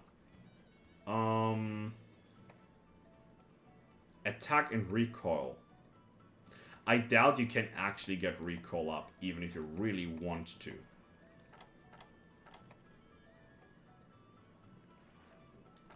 This is the helmet. You can wear a helmet on each of them. Oh, you mean like... Oh, you mean here. Should have the same skills, yep. That's what I knew from earlier. Have the same skills, basically. Or like, the same amount. It's just the difference between defense, so... Yeah. Saying it that way.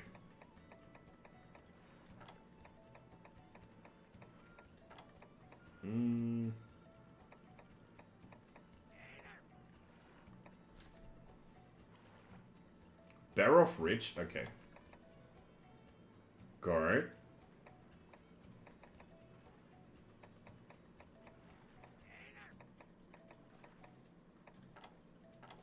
Okay, what about the weapons? Just fun thing to see if there's something for the other weapons. Okay. Nothing for the guns. Ouch. That hurts. Okay.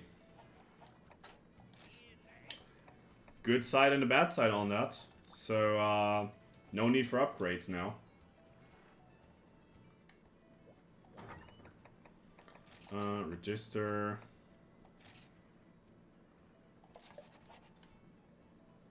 Okay.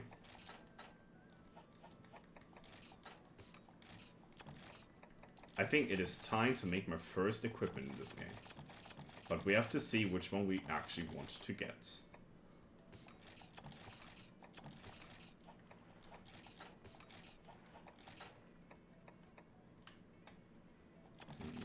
No. Okay, let's check through. Hello, to clarify, are all items allowed for this challenge? Yeah.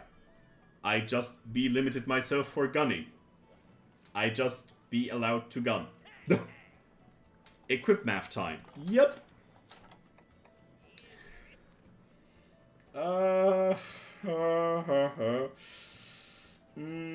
Getting the scalp is kinda rough to get with the gun. You need blunt damage for this, or explosive damage.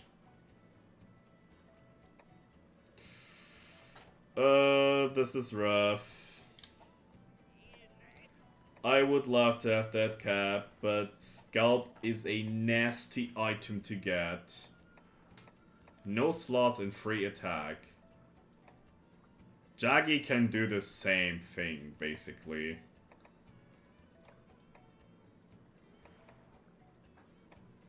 Yikes. I don't think you can get it down with crack. That is the thing that I have in my head.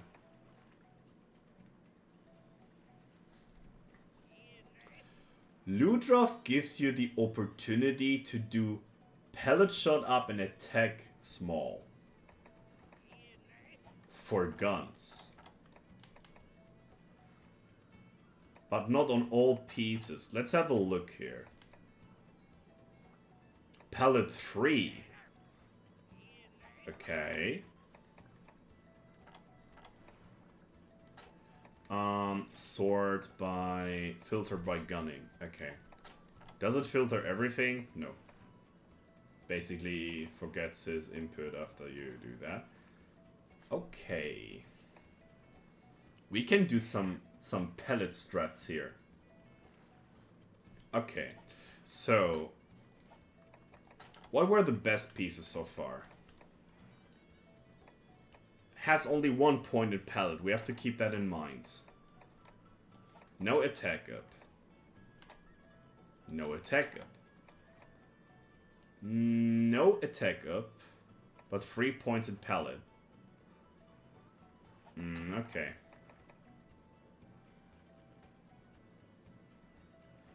Crack is explosion and does KO damage. So I think it should be possible. KO damage is something different to blunt damage.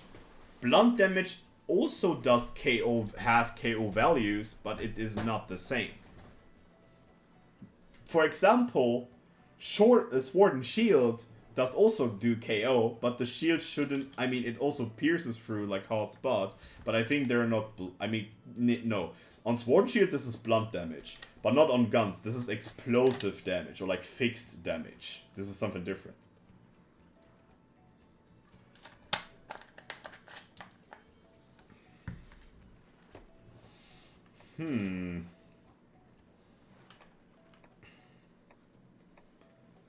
This gives me pellet level 2 and attack 2. And we can probably get pellet 4 with this.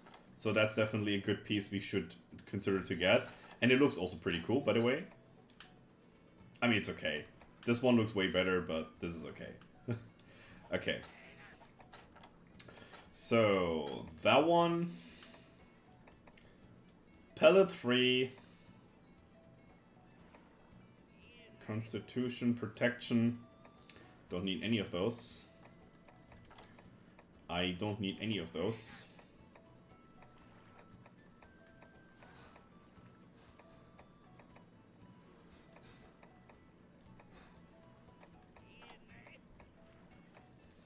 Okay, we have bad pieces of the coil in terms of attack.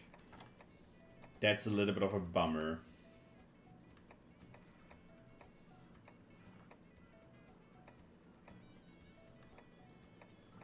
Luck lag? Okay, we need Alterock's stomach for that. It looks okay for the set that's worn for skills. You mean the entire, like, Ludros set?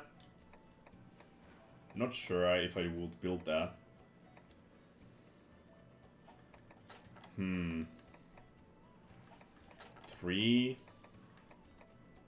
5, 8.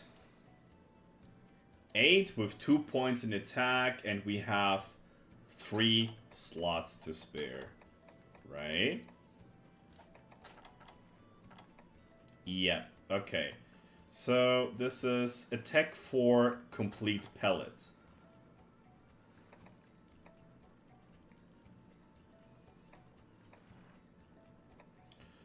No slot, but 3 attack.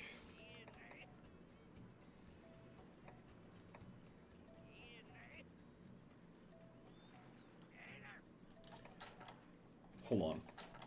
How much attack was that again? It was 2 attack. How did I get my 4 attack in my counting? There was no 4 attack. Now it's 4 attack with all the pieces. Do I get protection also in this set? It's not that much of a good skill, but it fits to the gunning a little bit. We can keep things simple also. So I gonna add 2, 3, 8, 9, 11 points in that with 4 attack. Youch. Okay. What does pellet ass actually do for us? Let me quickly check that out.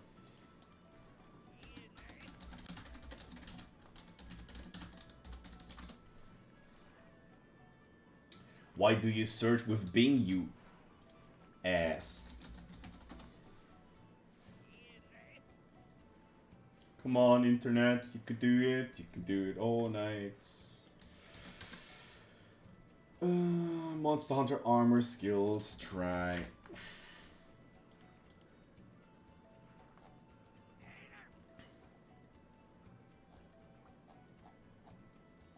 Come on, game. Oh, there's no threat on Monster Hunter Try armor skills. Makes good, Google. Makes sense.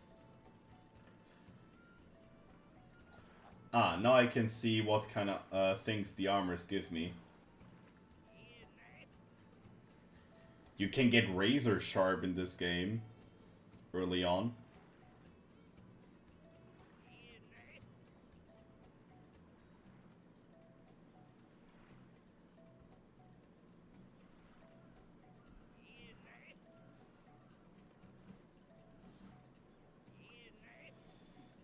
Okay.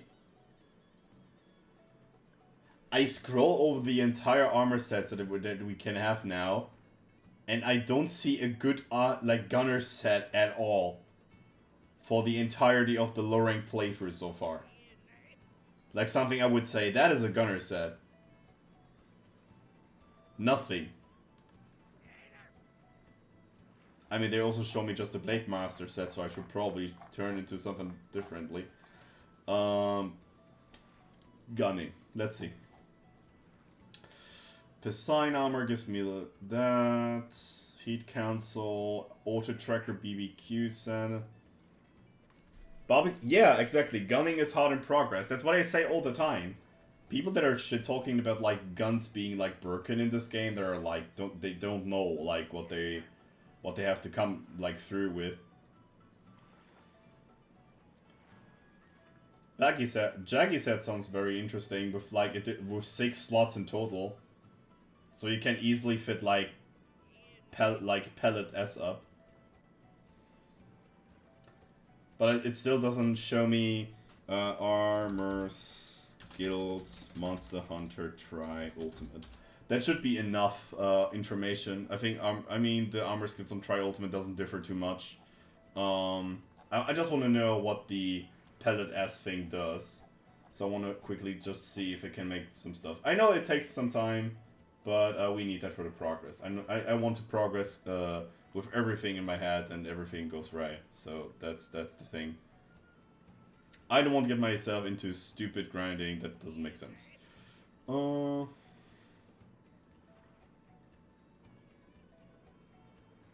Yeah, exactly. Every bit of damage is basically like mattering a lot on guns because your damage is limited. This makes things way more complicated.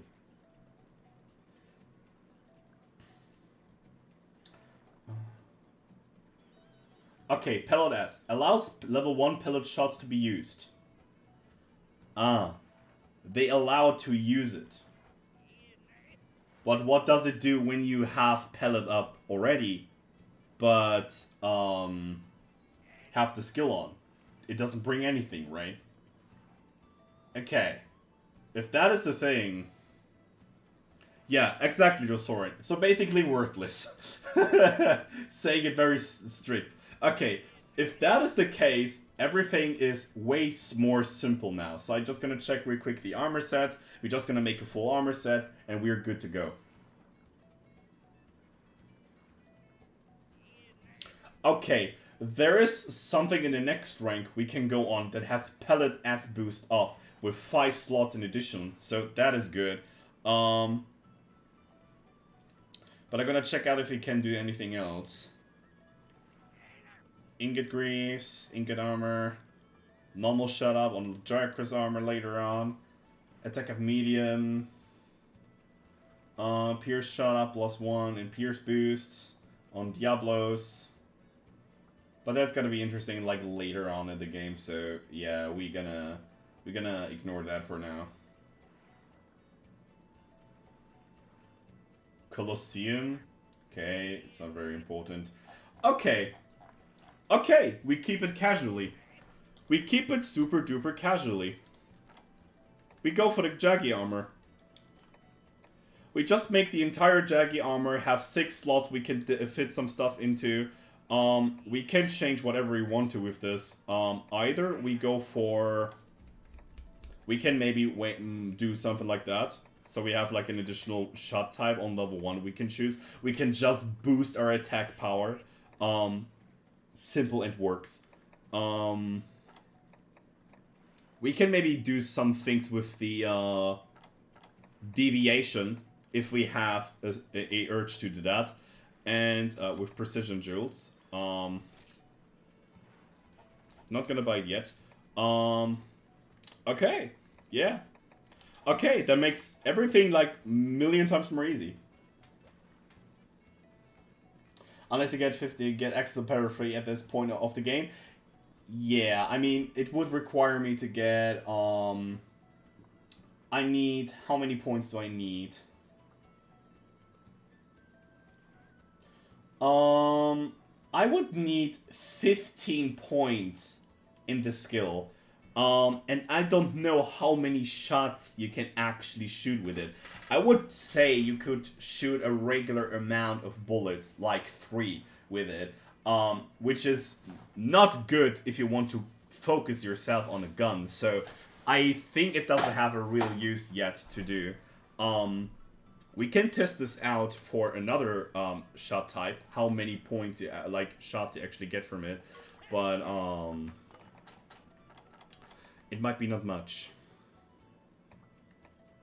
Pellet is interestingly the only one that gives 2 points, same for crack. Kinda interesting. Okay. Yeah, let's keep it classy, let's do Jaggy hunts. But let's see what's going on now. Okay. Jaggy is currently not available. Oh, that's true, if I remember correctly. That kind of thing is dependent on the gun, requires more research for that. Sucks at this point in the game. Yeah, exactly.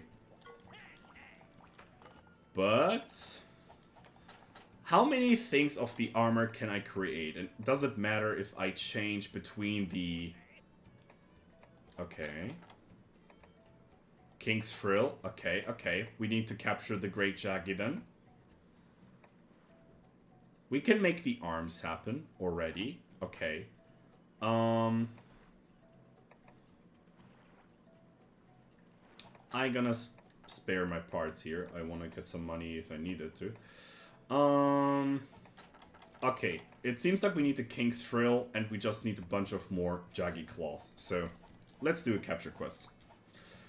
Good. Fishermans are back, so let's check out the haul and see what they got. Nice. So, okay. I want to test out what kind of things they bring me now. They'll be busy for 1 day. And those guys can... Oh, Dark Waters. Ah, interesting. Dark Waters is interesting. Wait to say something. I don't know if this is... It's going on. I hope so. Hey, Genie, welcome. My soundboard doesn't work again. I am very sorry that is happening all the time, but it seems like the dashboard doesn't want to freaking know when to play things. Yeah. Wait, let me quickly do things. Hold on. Hold on real quick.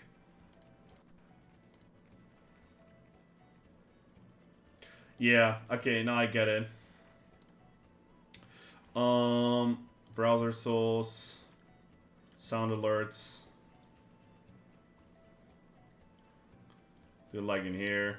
Yeah, it didn't connect it again. Well, sucks. I'm gonna do that real quick.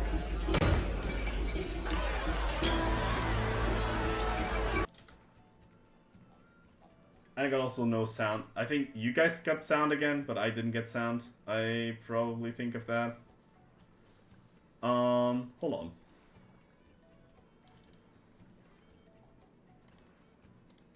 Okay. Hold on, Chisel, real quick.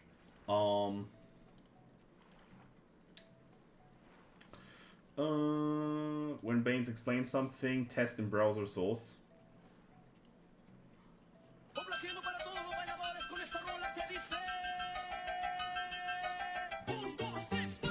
Let's go!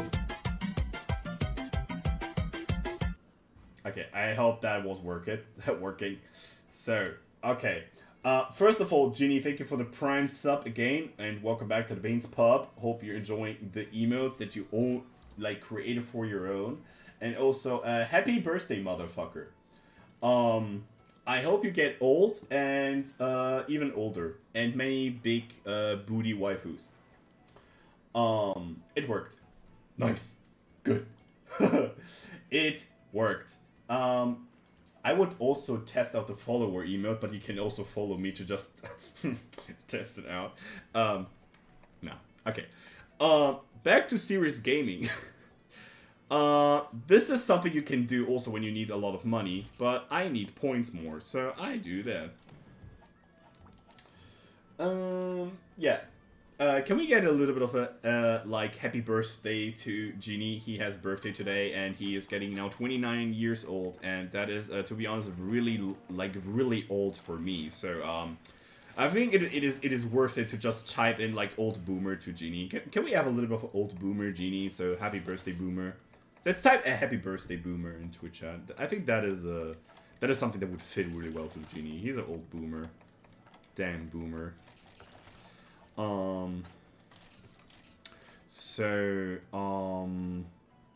Pellet level 2, also that.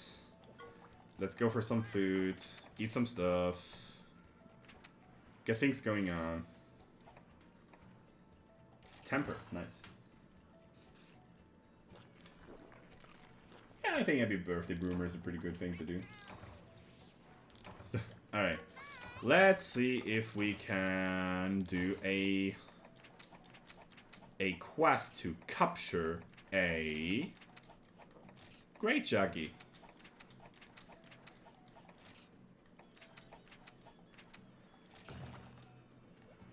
We also do the side buy quest just to get a little bit more of money, since we can do it and it's easy to do. So why the hell not? And also pick up pellet level 2 just by the case, because we can use it and it's a good ammo type to do. The good thing about pellet is it doesn't really like differ between in terms of the monster size or anything like peers. Pellet is basically used for specific monsters, and it doesn't really like differ if you use pellet 1, pellet 2, or pellet 3. The only difference is it does more damage because it has the capability of doing more procs to the monsters. So it doesn't really differ too much to that. So just keeping that in mind. Oh, and I'm a cheap fucker. I also taking that. I am very cheap, so I'm picking up that one that I want to. Let's collect the small jaggies together. This guy doesn't want to hunt me. Hello. Oh, good morning. Did you stand up right now?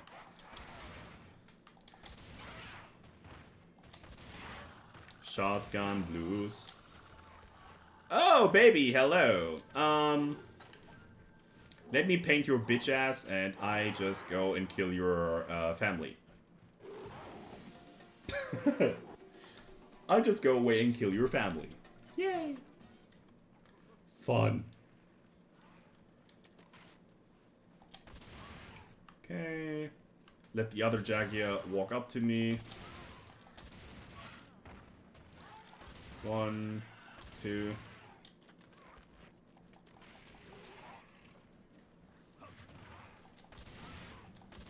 Not gonna lie, I wish all the Monster Hunter titles had damage numbers. I don't miss damage numbers, but I kind of like get the idea from understanding the weapon more easily by just seeing what you're doing. For me, it has pros and cons having damage numbers in your game. So I feel like in old gen, it was more of an explaining thing to see what works on monsters by seeing how the screen's shaking, and you can be creative, kind of like a thing, which was a totally okay thing to those old stated game kind of works. And Monster Hunter wasn't so fast paced back in the day, and now when you need this information to have this fast pace going on, I think damage numbers are certainly something that is like definitely like just a modern thing overall. I can never agree with an HP bar of the monster. I think this is something that I would never agree with, and I also was very like having mixed feelings about having damage numbers in the Monster Hunter game. But since how fast World and Rise is going on and how much information are throwing at you, it makes things just simple. In old gen, I grow up basically without damage numbers, since there are none at all. and I explained or like I explored the game very differently back in the day, like I did right now in Monster Hunter. So and that kind of thing, I'm okay with this current state of old gen, and I don't really need damage numbers, even if they would help me to understand gunning exclusively way better. But I think it's not like that needed.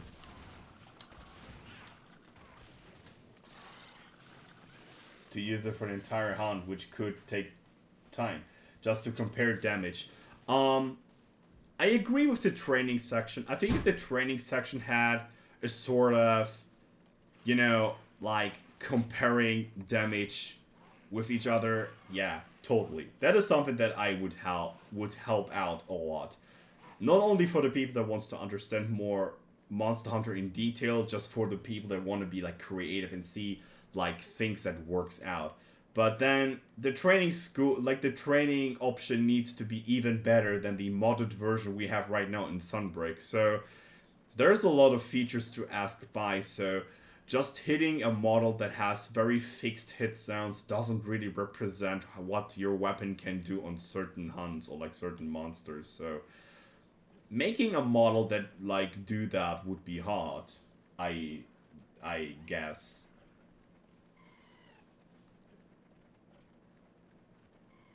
Yeah, I mean, hunt times also like sure, if you're a skilled hunter, the time to create like the time spans between quests are definitely significantly different.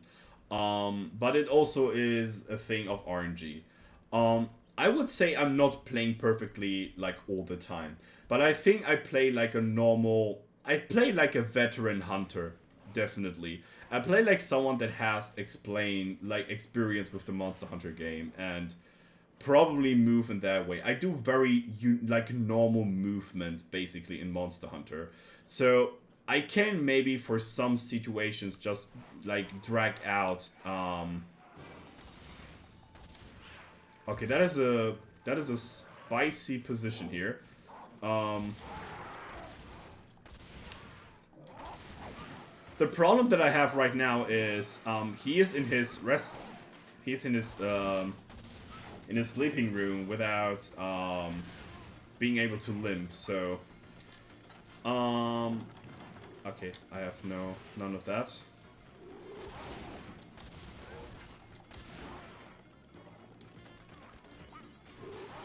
Ouch.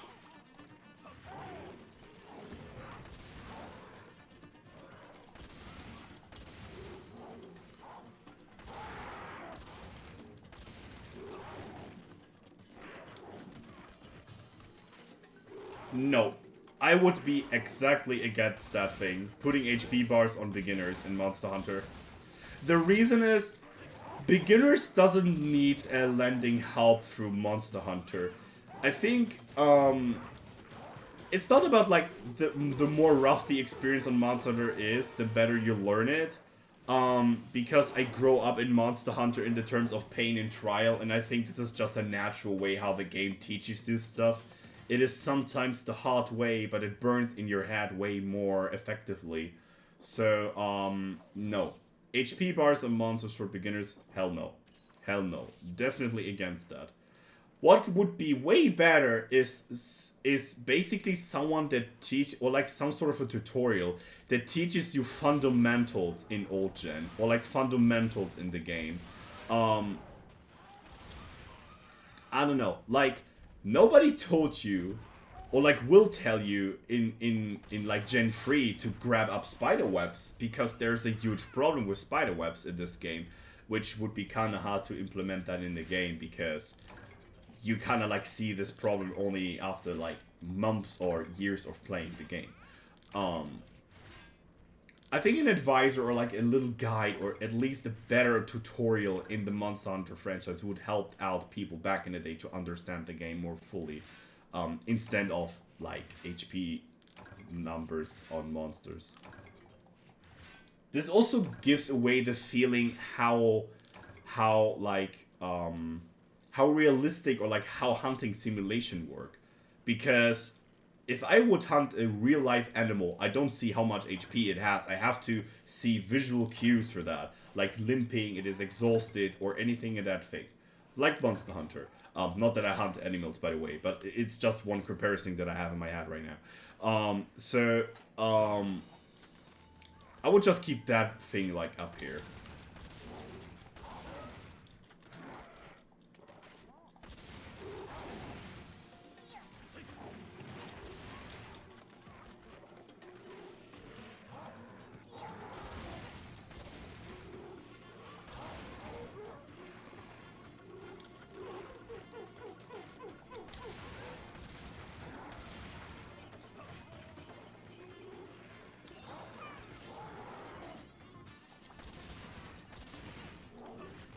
Enraged.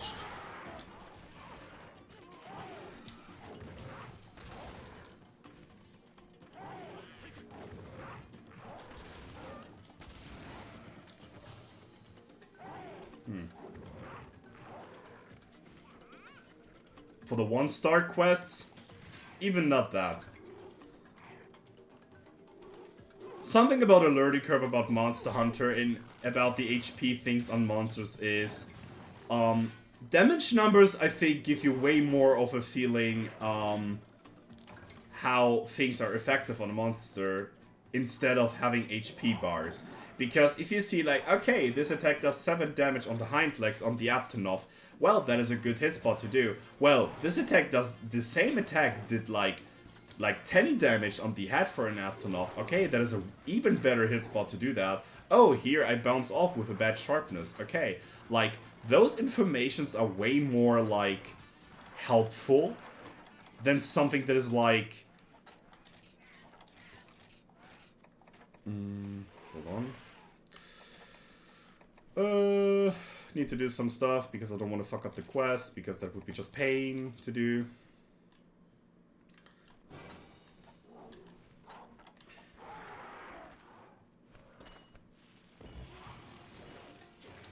Motherfucker.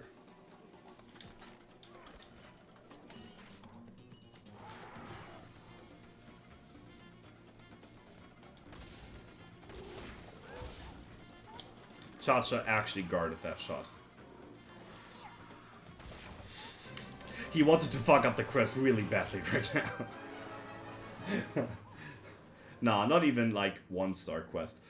Maybe to explain that a little bit better, like what I actually mean with like, I wouldn't even do that in low rank.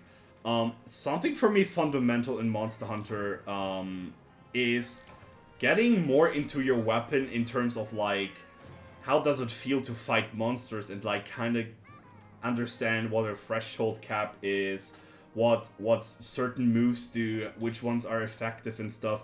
An HP bar doesn't do like much about that. Having the HP bar would be also like, if you know certain background information, like, yeah, if the monster has like 5% HP left, you can speed cap them. So those informations are now in Monster Hunter included in Rise, like the blue skull, or you see this like heart rate thing on World. But this is something you have to pay huge attention into. Like, you have to really pay attention to your screen with that. And it also makes kind of sense that the hunters get more like experience across the generations. But an HP bar over the monster, like in Dark Souls or something, would be just too simple. It is something gigantic on the screen that you can see all the time, and when it's like blinking or it has a certain amount of HP, you just know, okay, you can cap now, there's no problem.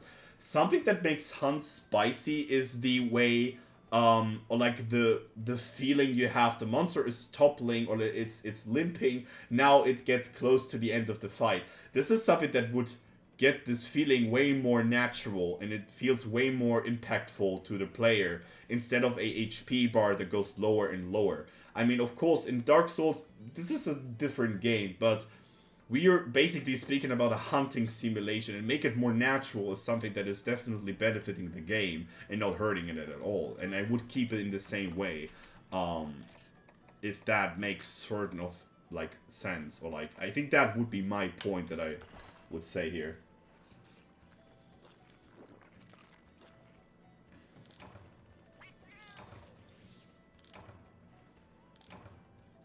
Yeah, I mean, yeah, that is a huge thing that is going around that too, Lusorin, but Rise or World, which is better? World. Iceborne is way better than Monster Hunter Rise. You mean the base game? Or like, if you mean the base game...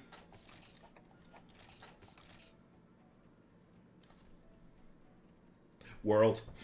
World. Even World to that.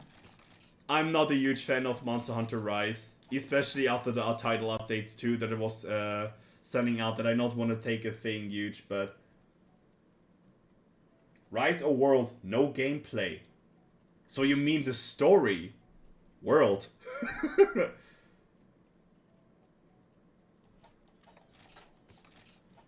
Still World. I'm not a huge world sim. I mean, I'm not overall a huge new gen sim, but I definitely agree, or like definitely give the point here to Monster Hunter World.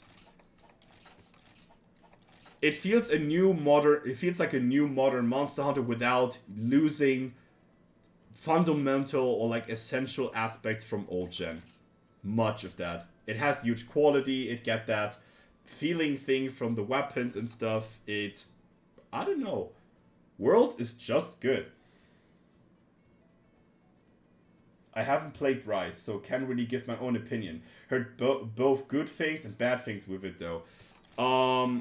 I have kind of mixed. I mean, okay, now I have to be really careful because I don't want to like advertise or also like not like do negative things about Monster Hunter Rise. Um, so if you want to hear my honest opinion of Monster Hunter Rise, I think I don't have to tell you without spoiling you how the game will probably develop in the future. But what I can tell is Rise overall is a very different Monster Hunter game in comparison to older and also new gen Monster Hunter. They implemented a complete new game feature and deleted some old game features out of the game from Worlds and did an entirely new Monster Hunter game that has different things with endemic lives, different things in Hunt. They have a different combat system that is still following the same tracks as before, just with a thing added to it that makes the game fundamentally different. And also, I would say, more harder to learn, I think. I would recommend somebody that is new to Monster Hunter to play Rise. So it is definitely a game I would recommend someone that is already having experience with Monster Hunter so far. And he wants to play something new and modern, which is currently the thing because the game is right now the one star in the Capcom world that is expanding out, so... Monster Designs, which game has the best? Okay, Monster Hunter Design is a very, very big expendable question. Because design for me is including the fight, how the monsters look like the skeleton, the creativity of the monsters, the way how they've been implemented into the story. There's a lot of things you can involve into design. So the more you would like edge it out or like edge it like shorten it, the question, the more precise I can be there. I know I do this a lot and I'm very, very sorry for that, but I'm very picky with Monster Hunter related questions. Because I get that, hey, Baines, you said something back in blah blah blah and you said this. And this is not the same thing you said right now. Which is a thing that can change, for sure. But, I think I gotta do this quest like a multiple times right now. I just want to get this King's Thrill so badly.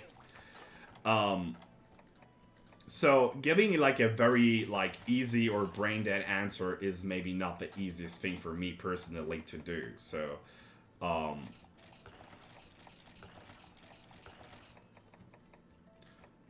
right. that brings me to the question, which Monster Hunter... Okay, what? Hold on. There was more questions here. That brings me up to the question, which Monster Hunter would you recommend a brand new player play first? I'm sorry, but this is also a huge wide question. It depends. I mean, okay, complete new Monster Hunter? A complete new Monster Hunter player? World. Because it's probably the most modern Monster Hunter game we have right there. It has some fundamentals from old gen there, and from there on you can go backwards, and it can be a little bit janky and stuff, but that's normal because it's old video games, so I wouldn't say that as a huge problematic point if you understand that older video games are older. So, getting that in a certain point, I would overall, like, not overall, but saying it straight up, I would recommend World. But it depends also on the time you want to invest into the game. So, it is kind of like depending how much time you want to invest into the game. Do you want a really long game to play in Monster Hunter? Do you like to get deep into a video game? You're used to play MMORPGs, for example, so you're used to get deep into the Monster Hunter thing. There are a lot of questions that I would probably tell to someone that is like telling me straight up the question, Baines, you're a Monster Hunter veteran and you know a lot about the Monster Hunter franchise, so what would you recommend me? Like, as a homie to a hobby, what would you recommend me to do? And in that kind of thing, I'm a super picky guy, but my hit quote on that is 95%. I think I barely disappointed people with my choice of games that I would recommend to them in terms of Monster Hunter. And to say it in that way, I don't really respect people that open up the Monster Hunter game, playing it for 2 hours and saying it's garbage. It is not a game that is working like that. You don't play Monster Hunter for 2 hours and you have experienced the entire game. You should definitely get a time investment at least there for 40 to 50 hours to have at least a little bit of an insight in Monster Hunter. So it is not a super fast game you play it on and you go for it. It's not Crash Bandicoot. You don't play 1 hour of Crash Bandicoot and you know what's going on. It's a jump and run game. It is way more in deep. It is way more like consulting and bigger overall. It's just a huge franchise you're diving into. And it takes time to learn the simple or like hard things in Monster Hunter. But it is a franchise that is rewarding you for having an open mind, see what's behind the hidden treasures in the game and stuff. And it will reward you with great memories. That is what I can say about the Monster Hunter franchise from back in the day, and it didn't change to that point so far besides New Gen.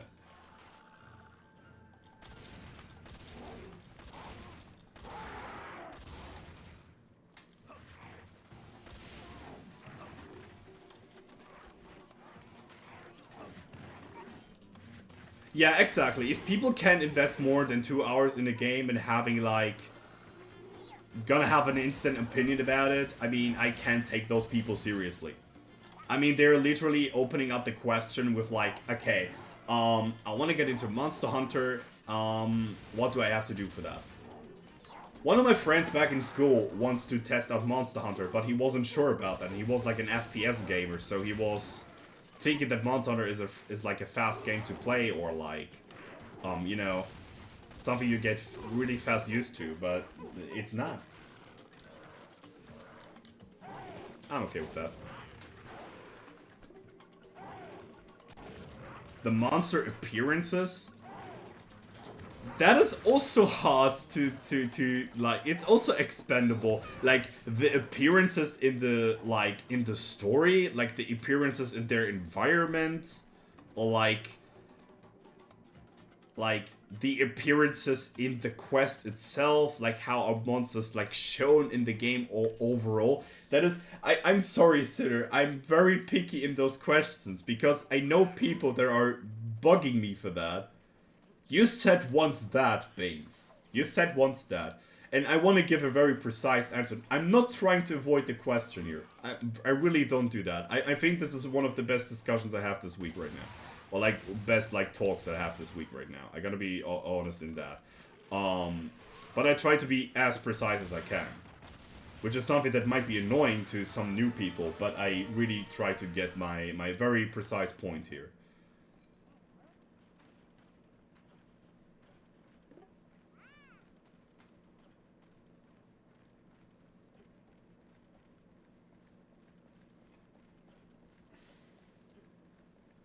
Elder dragons, deviants, or subspecies? Oh. So basically the question is, do I would enjoy more subspecies, elder dragons, or deviants? One thing is definitely kind of easy to point out. I don't really like deviants. They are just a weird type of subspecies that they feel like a hardcore version of the original like monster a little bit, and I don't really feel like it is like much of an asset to the game, to saying it in that way. Subspecies can be really creative, but they need a lot of like diversity between the ones. So something between like a normal Plesioth and a green Plesioth doesn't really differ, besides the thing they have different colors in old gen, which is major boring. People have like the rumor around that the green Plesioth doing more hip checks and all those things, but there's no real proof to that. Oh yeah, they have more HP. Yeah, that's the difference. But subspecies need to be way more different than that. But I think this is more achievable than getting to the third point, Dragon Elders. Well, Dragon Elders. That is a good thing to talk about in the Monster Hunter series. Since the very first Monster Hunter game, we have several types of Dragon Elders in the game. And they all bring up something supernatural to the series. Starting off with Fatalis, the branded biggest monster in the top of the food chain. The reason why the hunters be the hunters, living in those like caveman kind of timeline and age right now, and having to get like bone and iron equipments, and they used to be like way far away from the civilization it was before. The entire plot starts with a Dragon Elder, which is definitely a huge impact that a Dragon Elder does have as from Fatalis. But speaking about the other Elder Dragons, they might have not that much impact in the terms of the story to Monster Hunter, but they still have impact in the game perspective. Telling up the first Elder Dragon I just came up in my mind to see in Monster Hunter 1, or like Monster Hunter Freedom 1, I think, which is Kirin, that gives us the sight that Dragon Elders doesn't have to be a dragon. It is something unnatural. You just don't see it. Is it like a Kelby that grabbed an electric outlet, or what is a Kirin? It is a phenomenon in the world of Monster Hunter, and it's not explained yet. But the only thing we know about it is it has incredible huge powers that it uses to defeat the hunter and every threat that is coming along. But it's kind of like a rare sight to see, so it's still not like something casually see, like walking around on the snowy mountains all day. Getting back to the point, hold on. So the thing that I have with Elder Dragons here is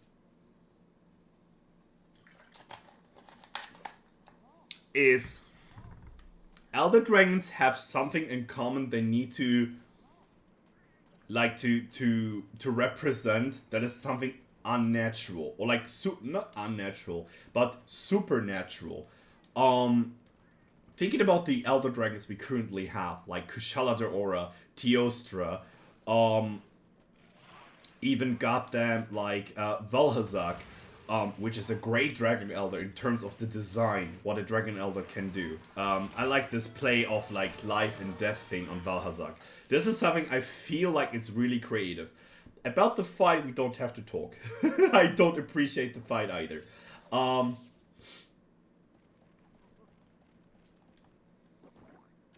the new gen subspecies are more diverse. Exactly. So this is now the difficulty of the question. So I would agree with the subspecies if they get more diverse to the regular monsters, and we can also maybe get that like subspecies of elder dragons, like Toa Tetsukatora from Frontier, which is a it might be a subspecies from Teostra, maybe. It looks very similar. Um, I would agree with some such things if they're diverse enough subspecies. Elder dragons have the benefit or like the advantage to be something completely out of your mind. Like it can play with it can play with like natural catastrophes into like life and death with time with senses on the hunter, something that is odd to the normal behaving of the world. So I don't know how many things are there you can grab onto. Because the least thing I need to do, which is a little bit of a thing for people that know about Monster Hunter Rise right now, for me, a Dragon Elder isn't something that is like just a super fire-breathy monster overall. I think Elder Dragons can be way more different. Elder Dragons also count as, like, some Elder Dragons also count as Black Elder Dragons, which are mostly endgame monsters in the series. So, there's also a quote for medium tier Elder Dragon in fan fictions, or basically in the. There's definitely like a ranking between like the Elder Dragons. So, I think he is, yeah, limping.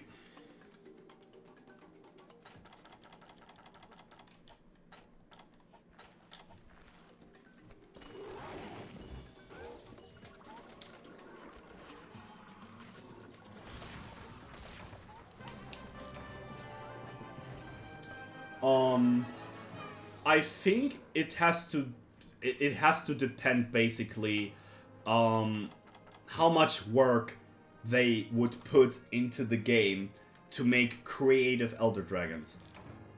In the terms how I rate Capcom so far, I would probably give them more of a shout out to the subspecies. They also take creativity to do way more something different to the old monster, but I think it's way less effort than making an entirety of a new Dragon Elder, in terms of design, concepts, and all that. So, keeping it simple for Capcom here, subspecies. For me personally, I would love to see more Elder Dragons, because I think Elder Dragons are also a huge impact in the Monster Hunter lore overall. We see this on the Legends of the Guild movie, for example. But making it simple for a game developer perspective, I think subspecies are way easier to produce. That would be probably my really precise answer. And I hope that was good enough for you. Okay, my favorite game from Lux, World, and Iceborne, the graphic style that hits the point for me. It's like next gen version of second gen for me. Okay, but new game, subspecies, Laoshan and Yamatsukami. They're probably called second tier Elder Dragons, which most of them are siege fights. For example, something that I would personally like, not to see in Rise, even if Laoshan would probably fit well in this game, just by the Japanese culture they introduced in the Kamura village. It would fit to make Laoshan happen in this game, in my perspective. I don't know in their heads what goes on Capcom, or is there like a weak plantage between the Capcom developer side? I don't know. I have no idea. But in that way, Laoshan would be a great asset if they would change up the fight to make it more interesting, which they did in some sort of a way in GU. Which is more based on its on like previous design on Gen 1 and 2. They just added more cannons there and made this area more refined. It looks a little bit more interesting to like walk around and climbing those like huge ladders and stuff. So in that regard, it is a little bit like optimized for sure.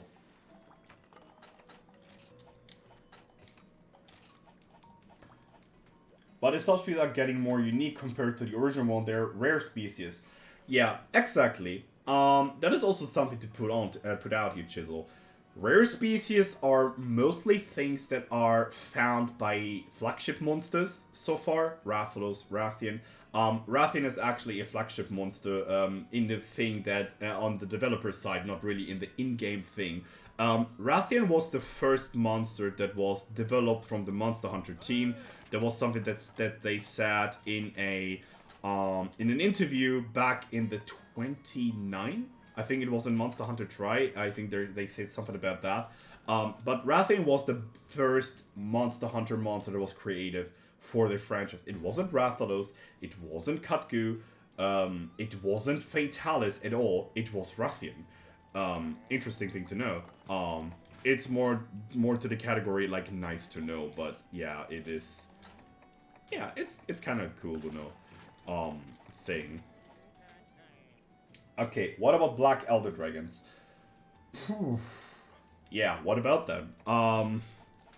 So we were speaking about something is super natural from the perspective of like being natural on Elder Dragons. What is unique on a Black Elder Dragon? Well, let's think about the monsters that are probably categorized as a Black Elder Dragon. First one, Fatalis. The second one might be Myralis. The third one is Gokmazios. I'm not sure if Atal Ka is an Elder Dragon. A Black Elder Dragon, but I doubt that. Gokmazios is definitely a Black Elder Dragon. We have Electrion as a Black Elder Dragon, and I think Shara Ishvalda might also be a Black Elder Dragon. All Mother Narva, surprisingly, is not a okay, Ataka is a Neopteran, so it's basically an insect. So no Elder Dragon. But still has great powers, but they're physically enough. It's kind of like unnatural what she does with it, but it's kind of like physically like understandable. She has huge golden silk, and she can like drop those things off that are on the ground, but it's nothing that she creates that is like super unnatural. A gigantic monster that is living in entire years, like thousands of years in the desert, that is like super rare sight to see, might be capable of doing that. But this is something that I wouldn't see as a Black Elder Dragon. A Black Dragon, Elder Dragon has so much power that it can barely control it, which is some sort of a thing that a Black Elder Dragon shows up. Most of them have a weak spot on the head, and if it's broken, their powers collapsed, which is what they represented in Iceborne a lot with Electrion or Fatalis, which is having the same weakness, but Fatalis is like the top of the food chain thing. So he is, even from the Black Elder Dragon perspective, the strongest of them amongst. He is just the biggest boss booby boy ever. They are all quadrupeds. Gokmazios not particularly. I think Geismar Gorm might be also a Black Elder Dragon. I would consider that by just the way how he envires the story of Sunbreak. To say his name and not spoiling anything else for the story. I wouldn't see Shara as a Black Elder Dragon. I mean, I need to have to see if he is registered as a Black Elder Dragon, and we can kind of discuss about that. Technically, she is able to move continents, and I think this is a huge power by the sound of her, like, horns, or, like, sound of her feelers, which is mega impactful, for sure. But I don't know if she is registered as a Black Elder Dragon. Like an actual Black Elder Dragon. So that might be something that it has. There can be theories about that. I don't know what Capcom thinks about her, like him. I don't know, whatever. It's a monster. So, yeah, it is kind of like a picky thing to get up to. Yeah, Dire Morales is definitely a Black Elder Dragon. Oh, Safi Jiva is definitely a Black Elder Dragon. Yeah, exactly. He is the only siege monster in the franchise that is certified as a Black Elder Dragon. I think Kulf Taraf is not a Black Elder Dragon. Yeah, of course, all Fatalis are Black Elder Dragons. Yeah, sure. Yeah, that's kind of... That is making sense.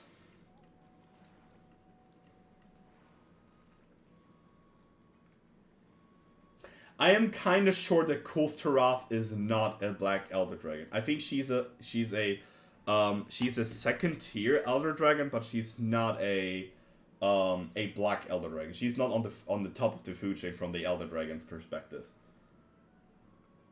I mean, we're basically rating Elder Dragons right now. But just to see how the huge league difference are between Elder Dragons and regular monsters, which is really well shown by the Legends of the Guild movie, a Black Elder Dragon with his crossing through the country on the world of Monster Hunter is creating a huge wave of destruction and is like making huge problems in the world of Monster Hunter. So much problem that Don Dorma, once they keep get the message that there's an Elder Dragon running around in the world of Monster Hunter, they sending out hunters to track the monster and keep it down or evacuate the cities or villages that are in the path of the crossing from the Elder Dragon. So there's definitely a huge reasoning behind the fact that Elder Dragons are a thing. I just keep on going with the Great Jaggy quest, I guess. And I kinda like don't do the side quest now. I just wanna get the King's Thrill finally in my pouch.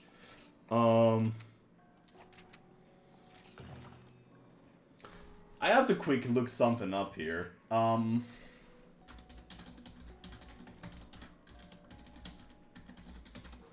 Let me quickly Google something here, Twitch chat.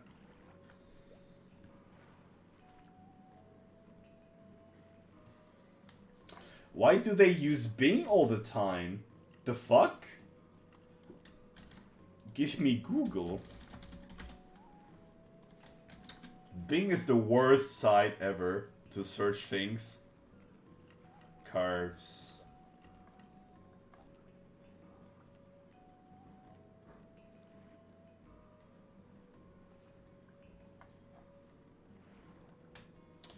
Wow. They show me the drop rate of Monster Hunter Useless Rise.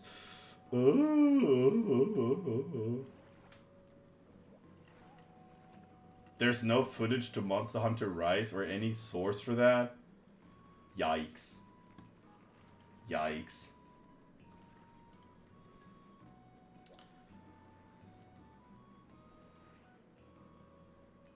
And the wiki, the title for Safi is Red Dragon, and the for Fatty's Black Dragon. I think Black Elder Dragon is more of a name to categorize Elder Dragons. It's not really like a literal like explanatory thing, which might be one of the things that I think Safi might not be a Black Elder Dragon. He is not obviously black. He might be still a like a tier 2 Elder Dragon. I can get Great Jaggy hat if I capture him.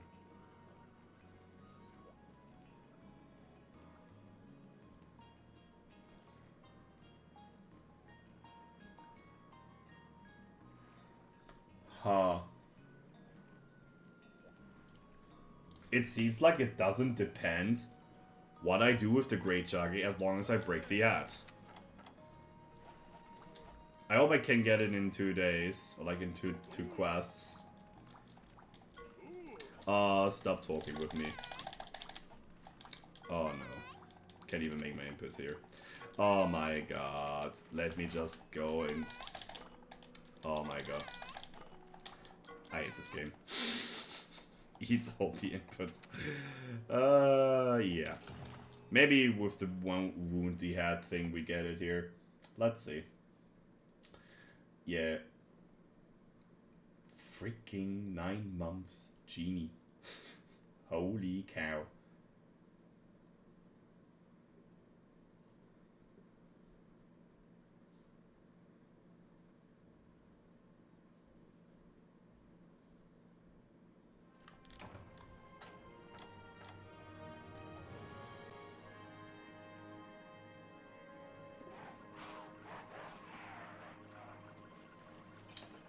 Unknown or unidentified are all shown this.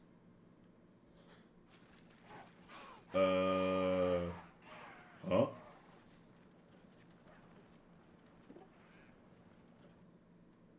I was shown this for Black Elder Dragons. I'm not sure what you mean with that.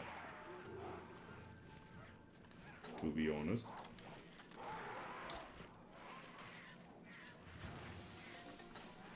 Cha-cha, can you come up here? That would be very Gucci.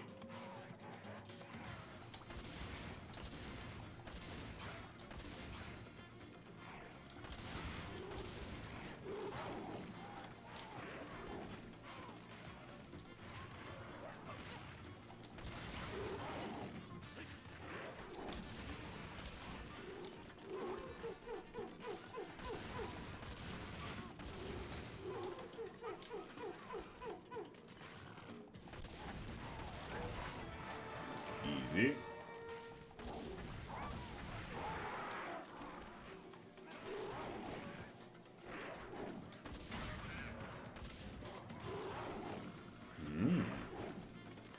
Flaming shots are pretty strong, though.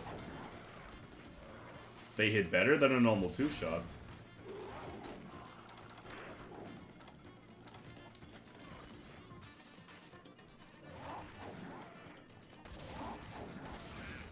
GG and good night. Alright, thank you, Sinner. Thank you for coming up, dude.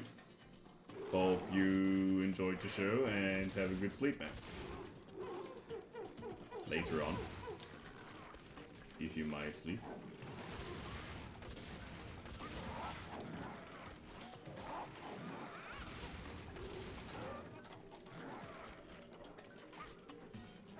I hope I didn't miss any messages by just talking so much and things.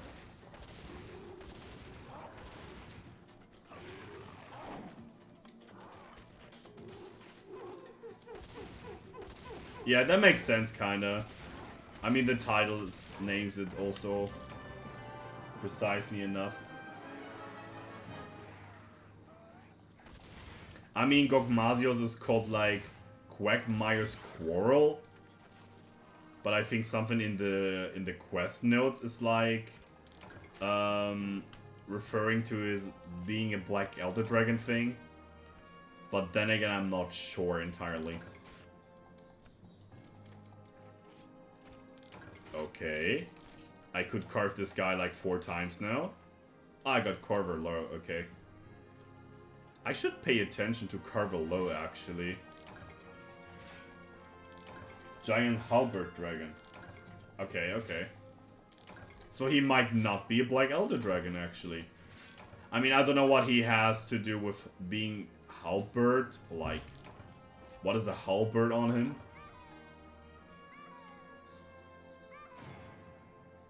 So there might be only 3 Elder Dragons, Black Elder Dragons, in the Monster Hunter franchise so far. Yeah, we got the kicks, Phil, let's go! Good. Finally, we can make the armor. Which means more upgrades time. Let's go. Very, very spicy.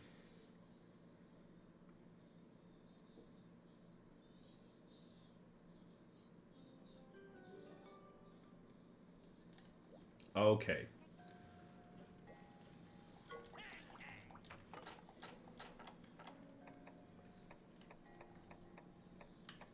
Okay, I wasn't sure about the chest. I said that earlier.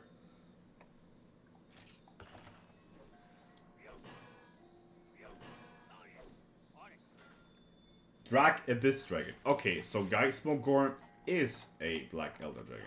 Okay, good to know. That is something that I didn't know. But it's also a very new kind of information. Jaggy coats. It only has 1 point in attack, but let's keep it simple now. It doesn't say black dragon. I mean, dark and black. Kinda referring to be, like, omnibusly evil. But yeah, like, literally, or like, word-wise, it's not the same. Yeah, dark isn't black. Yeah, I get that.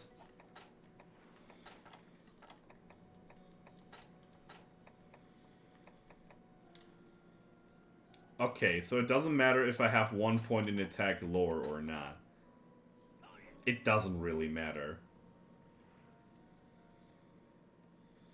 It does matter in the point when I get the 2-slot attack up thing.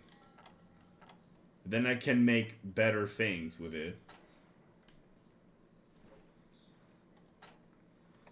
Am I actually going super casual and just buy the damn helmet for defense?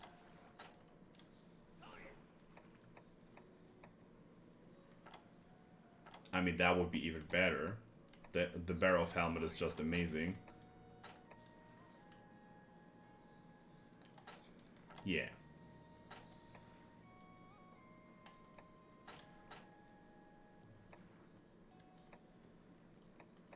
What do you need for the helmet? Is it something that you need, like, to grind a lot for?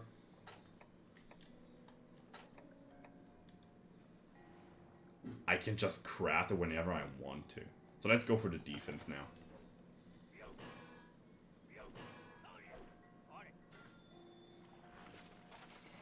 Okay. Now, the interesting thing is we have 6 slots to spare. So let's have a little look what we can add here. Half stun. Cold res. Cold surge low. And gluttony. Okay. You know what? We do it simple. We do it super casually and simple. And that. Super easy. Doing nothing really crazy here.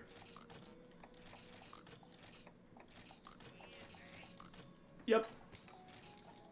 That's keeping the things simple. Attack up medium. Gives us a 15% true raw increase, if I'm not mistaken.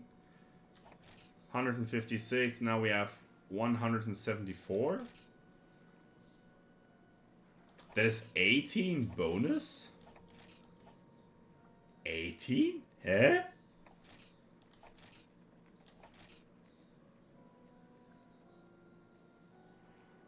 It's 15 true raw bonus. Normally. Okay. It's okay to me. Okay, register the set here, and kaboom, kabang, kabong.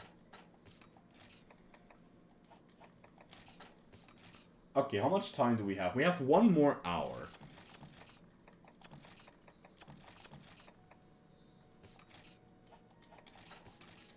Before I have to get my beauty sleep again.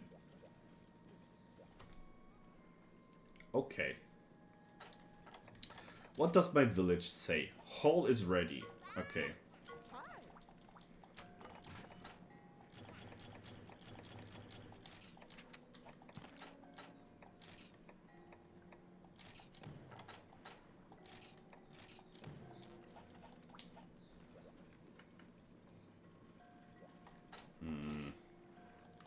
Two quests before the Might Seed is running low. Wow. Okay, I want to do one thing before. Good. Good. Any more Flooded Forest quests? I want to do the Deadliest Catch here. The reason for that is, I want to go fast on the Gobble quest. So I need to do something for that.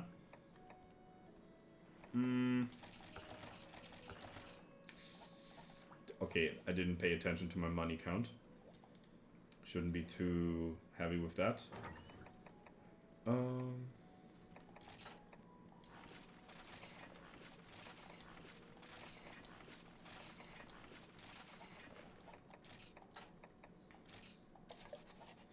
Reorder.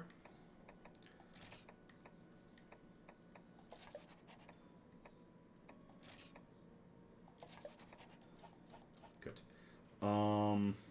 Let's do the Deadliest Cast real quick here, and then we do the Go Bowl for the end of the stream. I gotta probably take 25 minutes for that quest, but we gotta see. Maybe we also get like super duper lucky and don't really need that much time. But I can't really tell that yet.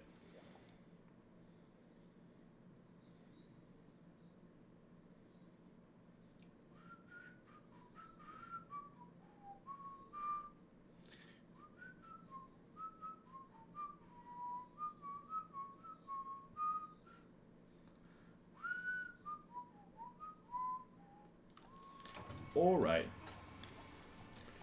Yeah. I'm a cheap boy.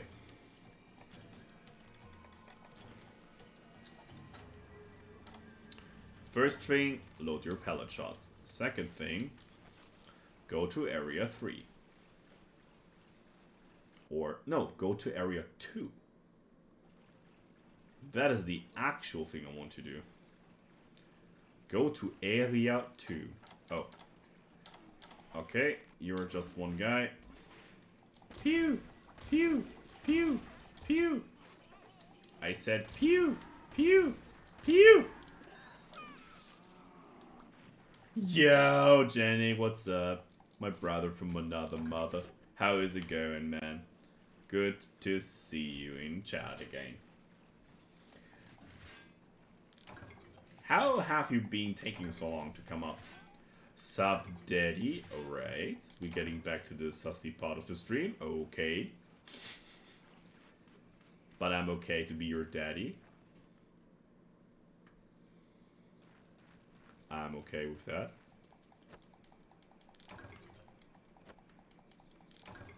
Killer Beetle. Killer Beetle again. Thunderbucker. How's the stream? Pretty good. We got good talks so far. We got really deep into the, like, discussion what I would prefer, deviants, subspecies, or elder dragons. I think that was a cool discussion we had earlier. There was a question before about... Now I remembered it again. About monster appearances, like what were my favorite monster appearances. That would be a little bit hard to tell, like, overall. Not because of the question overall, like, I know what appearances and stuff are, but, the thing is, you can understand the word appearances in a, like, for me, personally, very diverse ways. You can say, like, appearances in terms of the story. Appearances in terms of, like, game skeletons, or, like, reworks, or updates. There's a lot of, like, things you can be philosophical in, you know, yeah, appearances. But I'm not sure in detail what he meant with that. I gave that question back, as I do very often. So, I'm not sure what he means with that. If he, like, straight up said, what is your favorite monster roster? Like, from a generation, what is your most favorite monster roster? That would be something that I could, like, could have an idea what to answer for, but... Atoka and story appearances are two things so far separate from each other. It's the same thing, like... It's, I don't know. I don't even know, like, a comparison that wouldn't, like, integrated something, like, super rude for that.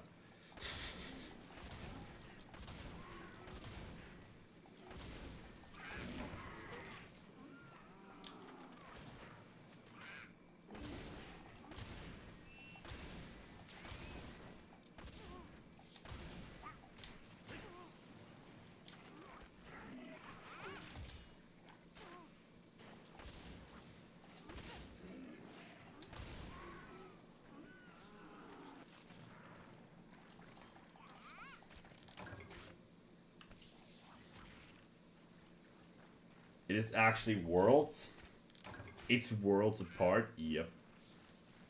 Atoka sucks as a boss and all of that.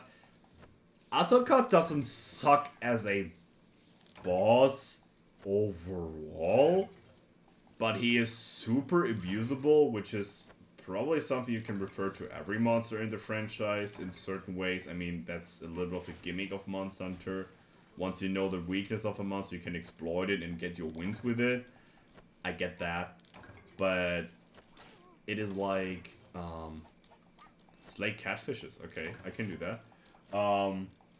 It's a little bit more than that, so... For me, the fight on Atal-Ka as a progress finish, or like as a story end monster, isn't bad. I gotta say that. I think she or her, or whatever you want to call her, is okay or like well done. I think it's well done. It is something super like different to anything we saw before. It's not a elder dragon at the end of the story. It is just a huge insect that has some. It gets some points in like diversity. Okay, I needed to get some stuff for that, but I don't have it. What I don't like about Atal-Ka is just, yeah, it doesn't grab anything for the story for me personally, or it's just bad. It's like worse. It's like bad told in that game. And I think other final bosses were more impactful in terms of getting in my memory than Atal-Ka. I mean, I had to fight Atal-Ka millions of times in GU to get all the weapons done. That is kind of a thing that was going on with Atal-Ka because the weapons of this monster is just, are just really good. Every single one of them. Great Sword, Switch Axe, Longsword, Hammer, like everything. Maybe the guns weren't that amazing, but I couldn't really say you something about that because the only heavy bowgun that I played and needed was the Zenogre heavy bowgun. And for some reason it was the most broken gun in the game. I know there are also other guns that are good, but I think for the casual use for Valo heavy bowgun goes brrr, it was the gun to do.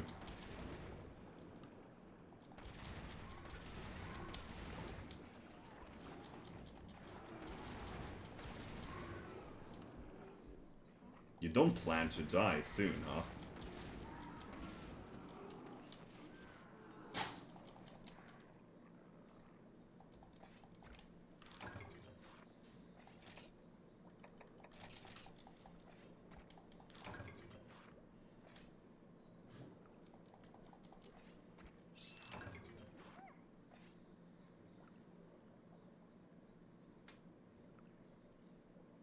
My dad getting from milk?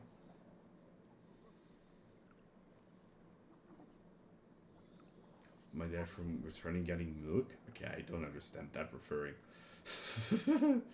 Okay. Weird. Oh, yeah, okay, I get it now. Your dad is lactose intolerant, right? That was it. Okay, now I get it. Okay, now I get it. Okay. Okay, now I get it. He needs some milk.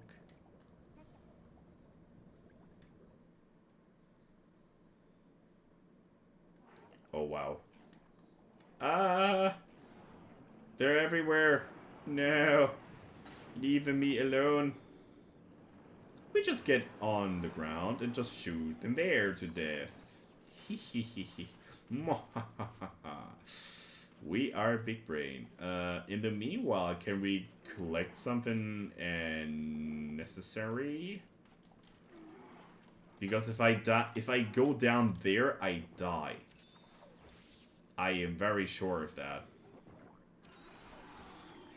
You know what? We just let them group together and then we just shotgun them down. Shotgun those pussies. Chakalaka. You don't need to bully all of them in one go. I can do this with my pellet gun in quick succession. Don't worry too much, my friend. We have pellet and it is the best ammo so far.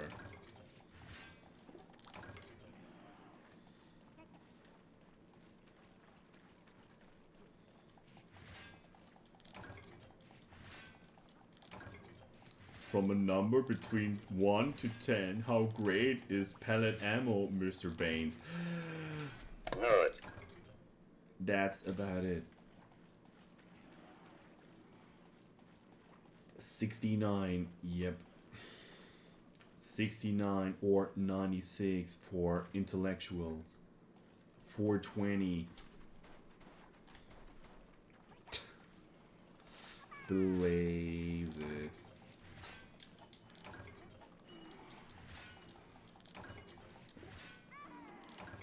Hey, Ludroth. What's going on, brother? There is something in your anus. Ouch. I remembered again, they never flinch on something. Or anything. They are sturdy little creeps. Caveman talk. Yep. Boonga boonga. Neuron activation. I'd rather gonna shoot Pella level 1 for those guys, I think.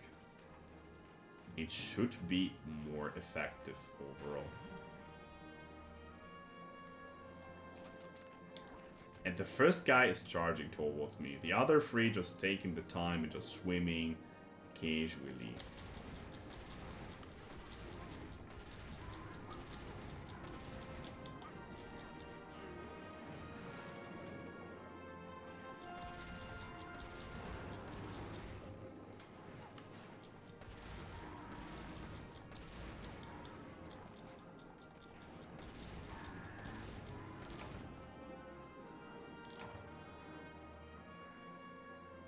Rip. Pellet goes brrr. Brrr. That was a very unsatisfying reward. Not even that many hydro hides. I mean, I got enough of them, but still. That was 7 loot draws to kill. And they didn't bring me that much.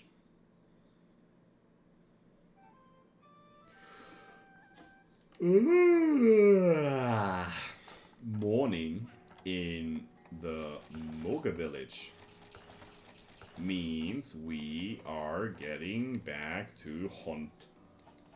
Moaning. That's not the same.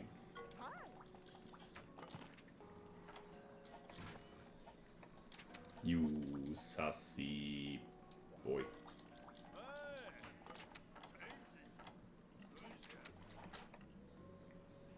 Scatterfishes bring a lot of points. That was definitely a worth it upgrade. I can't wait to do the 2 Royal Ludras actually, just to see how beneficial those 2 rarity drops might be. But I might have to prepare for that quest a little bit.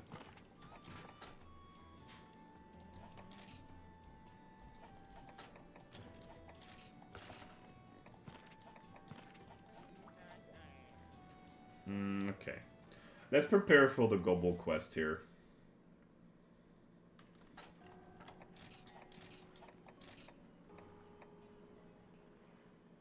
Gobble is a monster that can't be flushed. I know that. Normal, pallet, and pallet. What does give me exactly the shield on the weapon? The barrel. Can I upgrade the weapon more? Jagged fire? Oh, okay.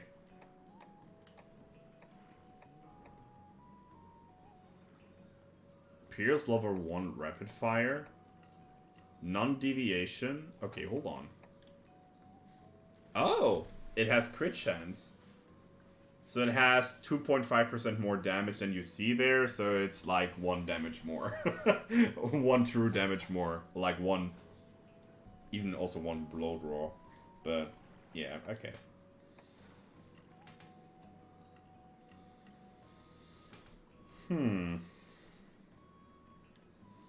Thinking of...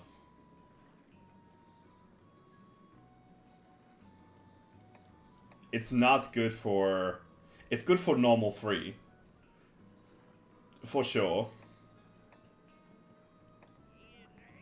But not good for pallet.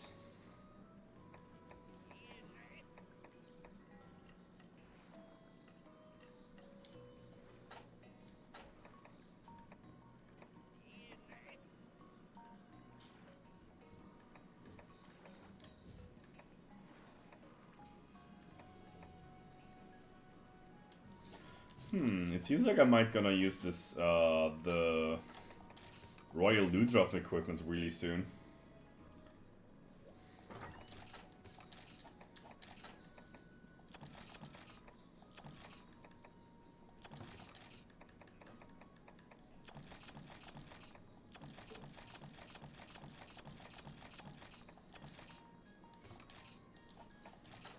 So, now the flaming shots get in line that I collected from earlier, and I also go for the trank shots. I want to get a shock trap. Oh, I think I need to get trap tools first. If I don't have enough damage to kill the gobble, I will at least be able to capture it if it's needed so. I don't want to do that with the tranquilizers yet. I think I do it in a different thing. Like in a different way. I can just also just make the 8 trank bombs here. Okay, draw a Thunderbuck. Please. Yes. Easy. Okay. Let's buy 1 more trap tool and get 1 more Thunderbuck. So we definitely can't fuck up that quest. In the term of, you know, dying on the monster.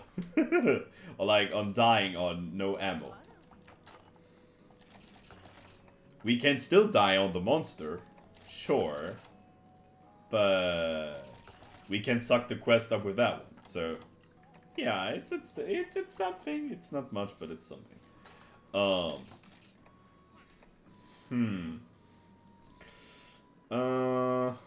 Normal, pallet. Okay, I got that one. We have now an additional ammo we shoot. Remember that. Instead of what we got on Royal Ludroth. And this killed, Barov with just crack shots on top of that. Now we have flaming shots too, so, yeah. It might be better. Okay. Anything particular I want to bring up too? Oh. Good thing. Good thing to name it. Potions. Because, yeah. It's an underwater fight. If that wasn't obvious. So, just need 2 of them. So we can combine those sexy potions now. Okay. Now we're set. Saving, go.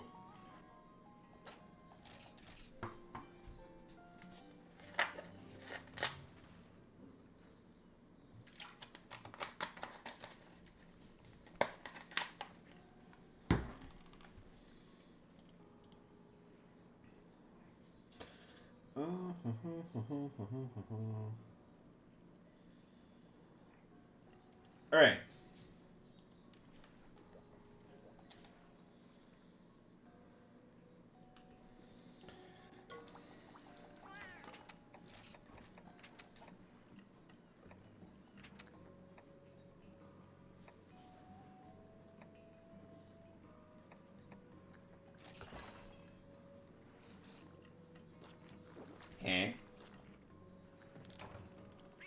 It's a Fortnite emote?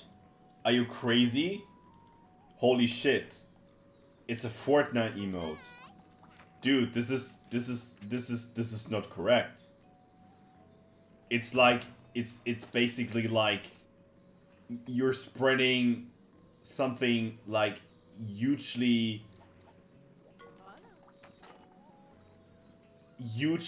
like not good here. Again? Okay, that's a warning. Hold on. This is similar to coronavirus. Fortnite dance? Okay, okay, that's enough. Like yo bro. Like what the fuck? Yo, like what the fuck? Like what the fuck? Oh no, it's degenerate. uh, Now we have time to think again.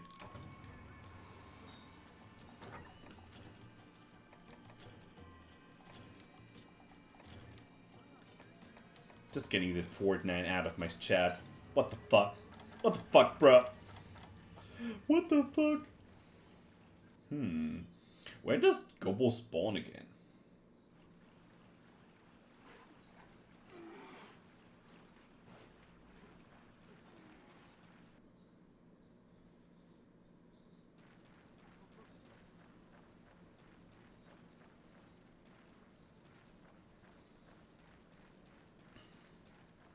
What happened? I was away for 2 minutes and Jenny gets a timeout. He posted 2 Fortnite emotes and then he dances in Fortnite.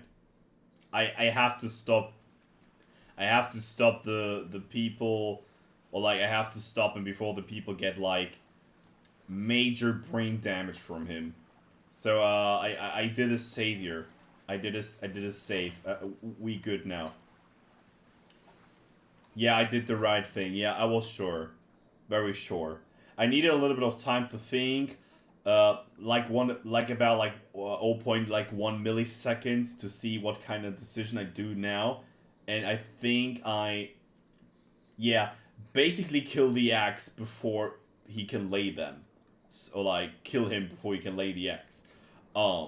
Yeah, making it like very, very, very like simple in that way. Doesn't he spawn in a different area? Oh, it was 6. Okay, never mind then. So I can fish him out, actually.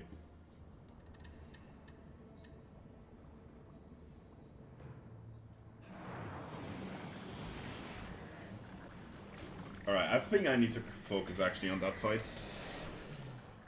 He is a pain in the butt. Pain in the butt. Rare.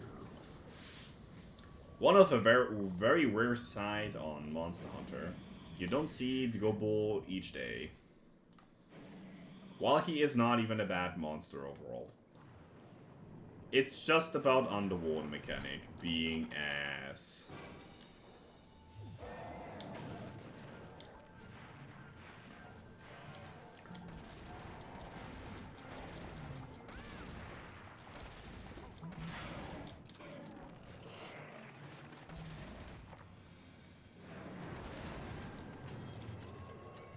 Really? Okay.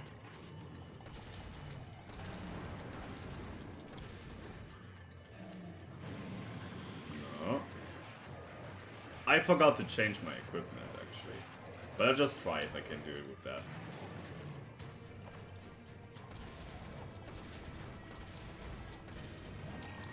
I don't hit the lantern as much as I wanted to hit it. I think I now need him to turn around.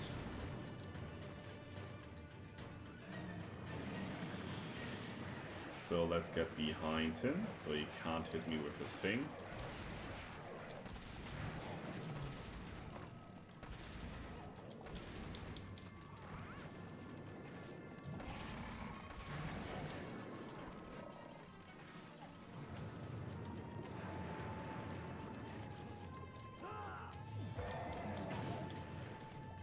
No, I hate that, if he does that.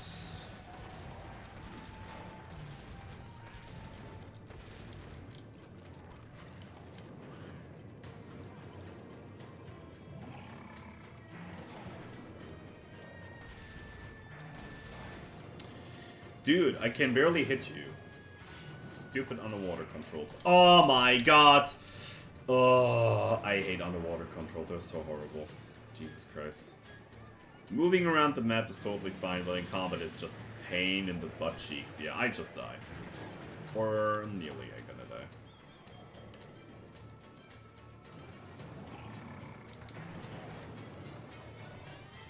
I got water blind on it too. That is a bit painful.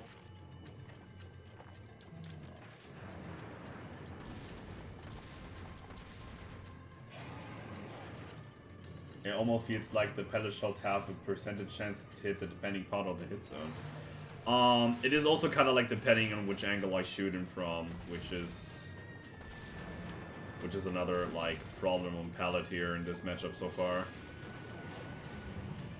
Yeah, why does my hunter do that? Fuck that. Stupid movement.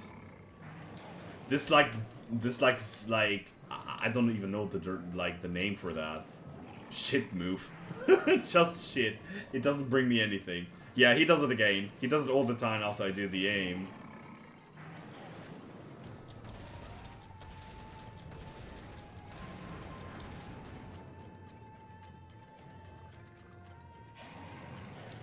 Okay. Oh. Sure, fat ass.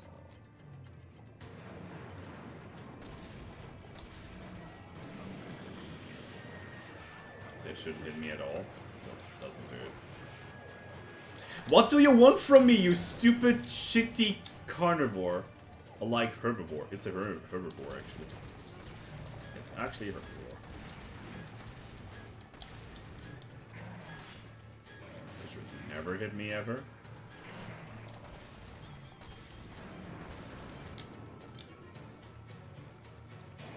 I'm running out of pallet shots, that's...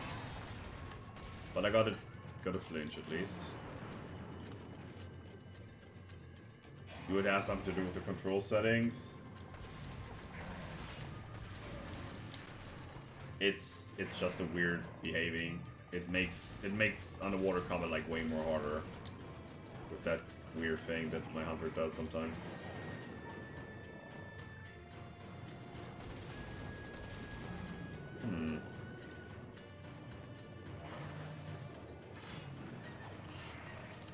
Dude, what the hell? It's every time... Oh, it is certified as a dodge from the gun. Okay.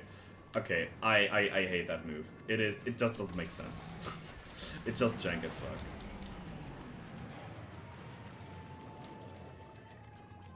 I probably have to stand over him to shoot the lantern.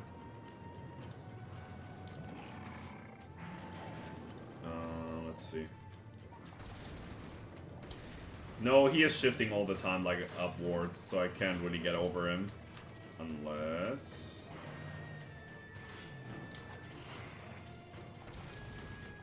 No, it's still prioritizing the body, which makes freaking no sense. Sure, weirdest... Okay, this is the weirdest thing ever in this game so far. Dude, holy shit! Cameras are so hot underwater. What the hell? Jesus Christ. That is... The camera is more of an enemy than the Gobble. I have to deal with the camera so hard. The fight so far is not even terrible. It is probably even, like, super easy to do. But that is just nuts. This is just nuts.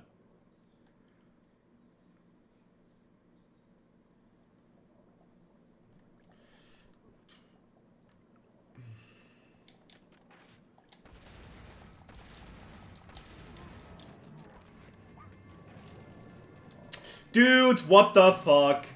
Yeah, I died. I fucking died. Nice. Yep. Nobody likes underwater combat because it's just poorly made, but yeah, there's a lot of Monster Hunter like Capcom like choice that were poorly made. Mounting wasn't also like perfect, but it worked worked better than underwater combat at least. I sent you a picture with that. You can try. Yeah, I can try. Maybe later. Let's see. Fuck off, Ludroff. Fuck off.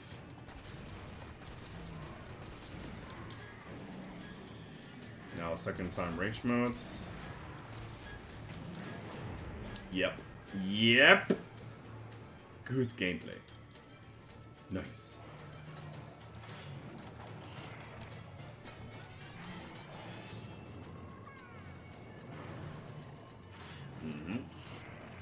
And hey, Juggle, welcome. Good to see ya.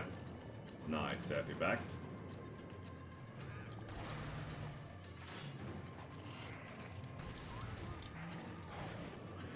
He's gonna charge, yeah. Like that wasn't obvious enough. I don't know why he's like fucking not prioritizing the damn lantern when I shoot him like that. Okay. Doesn't make any sense. Doesn't make any sense, this fight so far.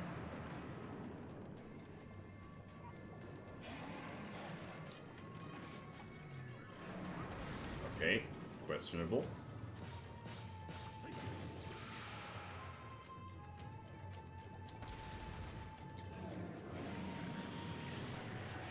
Dude! Just aim! What the hell?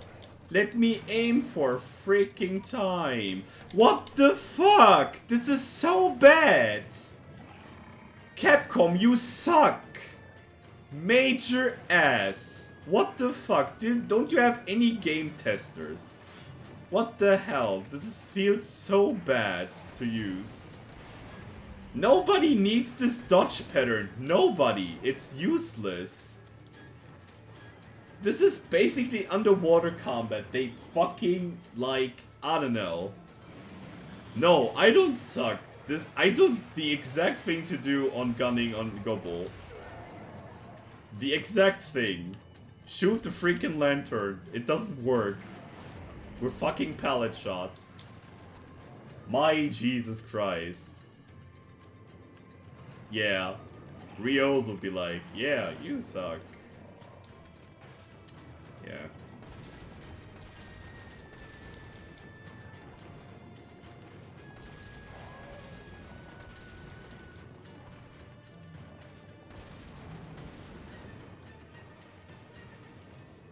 What I just told you could be a reason. The buttons marked on the double section on the classic control side, so I changed L1 and L2 so it doesn't get into the way with a normal gameplay. Okay. Because when I hit... Wait, hold on. If I hit R1 twice, it does this, like, weird dodge. It is weird. Hold on. Need to see that.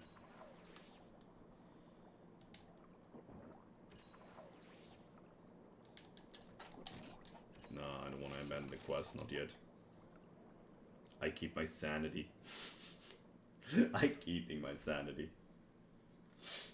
I'm keeping and I'm coping. Sure.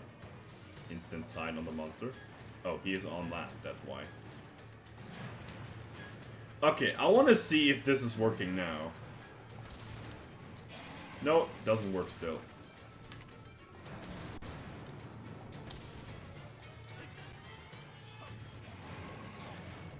In Monster Hunter Tri Ultimate, by the way, this works.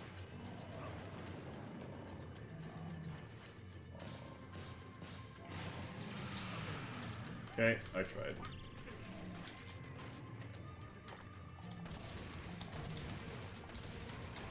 Sucks.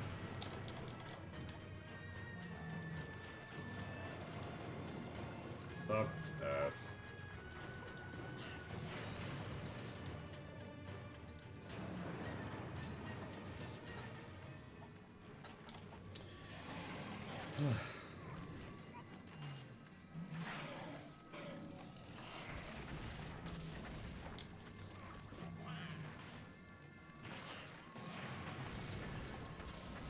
No, I should use normal too instead. It should do more damage. If somebody would suck in the game, he would probably be able to do that. Just saying. Somebody would suck in the game would do it probably twice.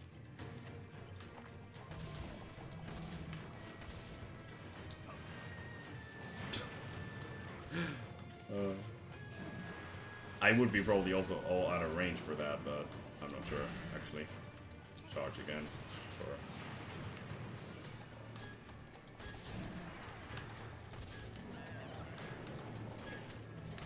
Fuck off, man. He is limping. Okay, that's at least a sign of victory. At least one little tiny. Nice. Fuck off, you. Sure. Banabras, yeah. Game keeps me limited on my things because I have to deal with freaking minions all the time.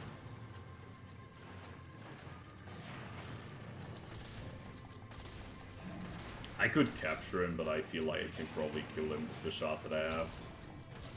I thought that Gobble would be a little bit more tanky, actually. But maybe I'm just too good. I'm gonna die on that.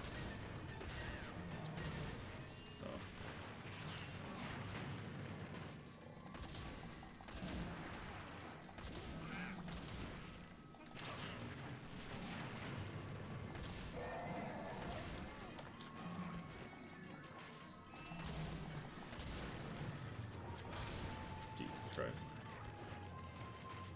The Nahabra? Yep. They just refuse to, like, go to Chacha. Even he's, like, on the map. They just go on me because, yeah. Gunners. Yes. Best dessert ever. Just spike or sting some, like, gunners. That's fun.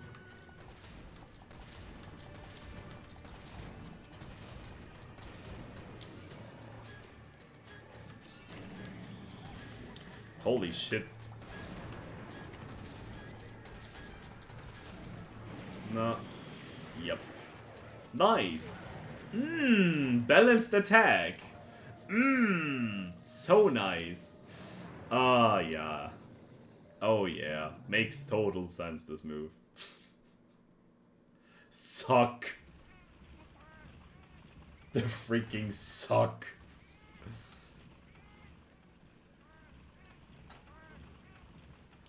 Why didn't I want to shock trap and save cap him just by that? Yeah, because I just wanted to finish the quest with like a man. I mean, at least he doesn't take that much time than the Royal Looter, I would assume. Still have the opportunity to do that. He sucked my health dry. He sucked my brain cells also. I lost like insanely fast my brain. He was slurping it like a noodle.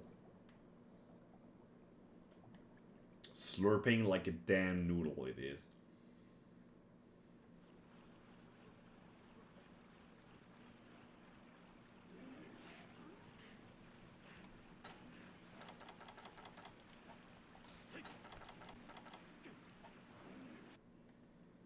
And all those things for a damn Ludrov, for a damn Gobble quest. I was still kind of shocked there is a Ludrov on the map too. Yep. Yep.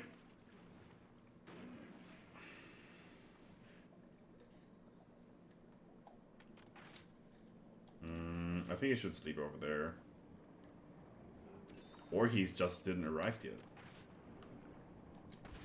Yeah, he didn't arrive yet. Okay, weird. Weird? Was he still there? Just backtrack. And see if we can find him. Should probably have painted him, but he just sucked my health out dry, so yep. Jank.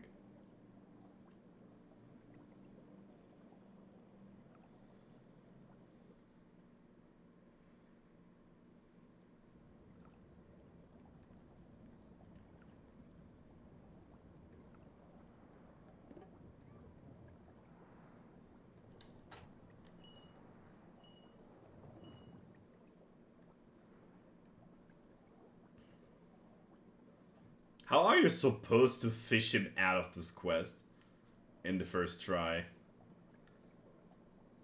That is a bit weird.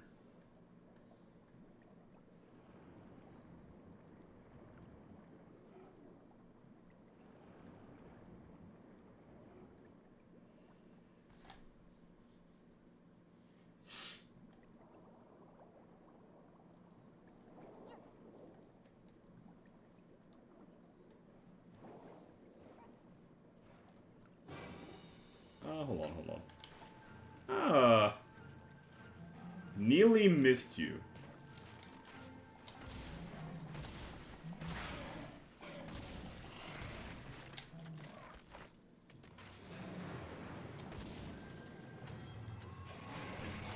Sleeperoo. Wow. Been a hoppers in this game so far, just very annoying.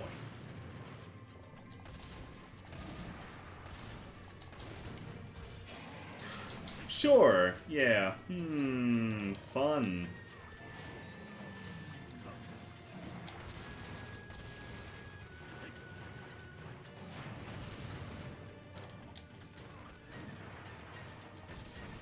Equipped the wrong ammo.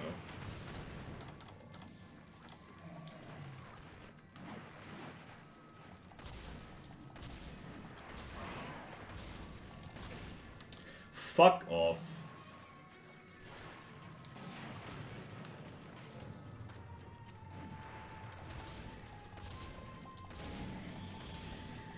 Yep.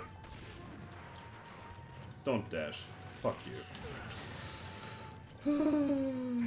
Copium.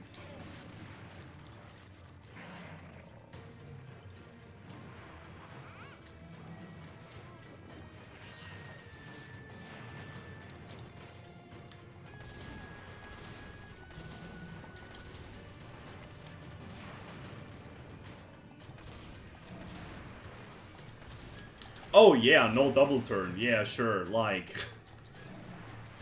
Sure. You're getting greedy? I'm getting impatient. And I'm getting, angry. Because this fight gets just super annoying. Dude, what the hell? When do they start to, limp these monsters? Like, way too early in this game. Salt? Yep. I would see me in that. Do you know what? I think he's not even, limping. This is just his regular walk thing. That is his limp. Okay, you know what? We're just gonna capture this guy. I don't even mind. Fuck off, you fat cunt.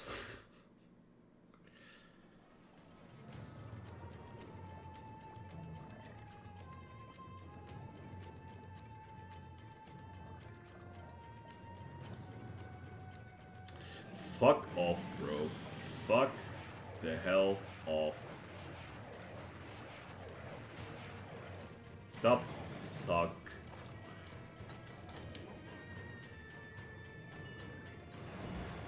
Yep.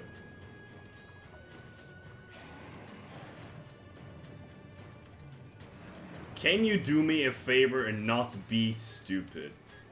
Or be extra stupid? It's stupid with extra steps. Oh no, it's me, Hunter. Okay, you just refuse to go to the trap. You just refuse. Even if I place it right in your face. Come on. Extreme nice game design. Wow. Did 3 stationary attacks, didn't do any charges, didn't do anything productive the entire freaking thing. Yeah. Best game ever. Yeah, that's Monster Hunter. Nice. Well. Yeah. The game exactly knew that I was a trap right there in front of him. Didn't go on to that. Welp. Welp. Nice. Really fun. Not even a single thing about game, like shitty game design. What the fuck? I gotta say, I just gonna get speed trapping for exact this reason. I don't want to deal again with missed traps ever in my life again.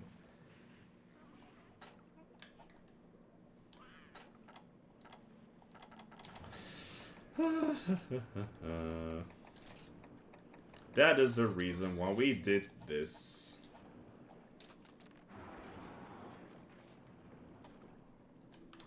What the fuck? Okay, yeah.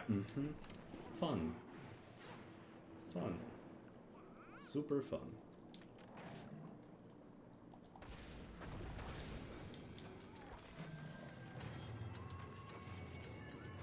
The hell? Nope, you can't destroy all traps here. You have to wait the entire time and inhale a lot of copium in the driveway. Yep, and have to deal with all the freaking monsters in this game in the meantime. Fun! Exclusively fun, this game. Fun. Yeah. Underwater mechanics with ammo is also something very specific in this game. Like, that range was, like, definitely in range.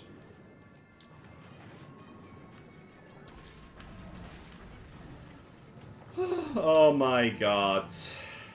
Yeah, that's why I can't recommend gunning ever in progress. It's just pain. It's pain in every freaking body part in your body.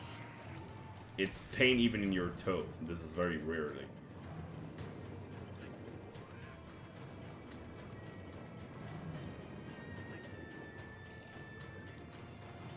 Gunning is like gunning progression is basically losing your brain while you're playing the game.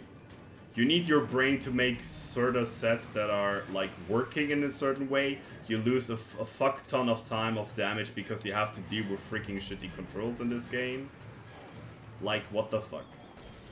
Yeah, monsters charge always so far away from you underwater that you can't shoot them afterwards, so you have no punishing time. You have to wait for the suck or instant charge after the digging. And then he still does it again. Yeah. Fun. Fun in every cell in my body.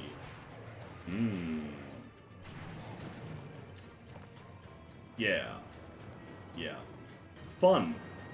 Yeah. Yeah. Yeah. Game is fun. Yep. Yep. Yep. It's pain in my...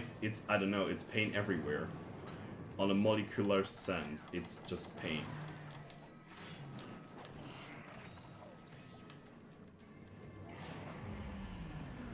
Can you just die? Like, give me the quest just...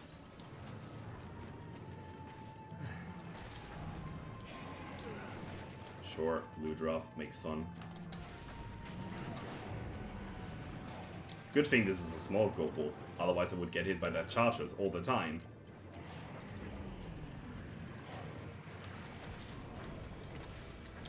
Why you don't die? Come on. Yeah, this is just the most fun quest in this game.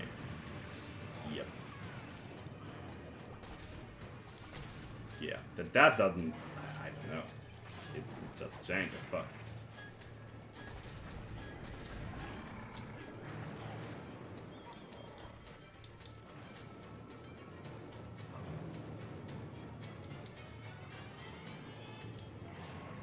I mean, we have also our up times of gunning for sure, but this is not one of them. You can place a trap again. Yeah, it might be something I would do.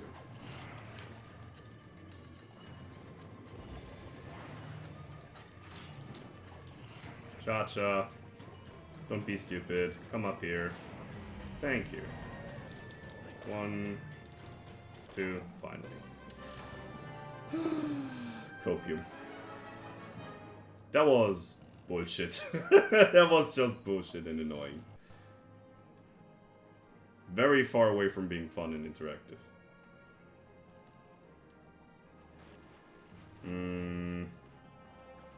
I think I saw some mining spots there.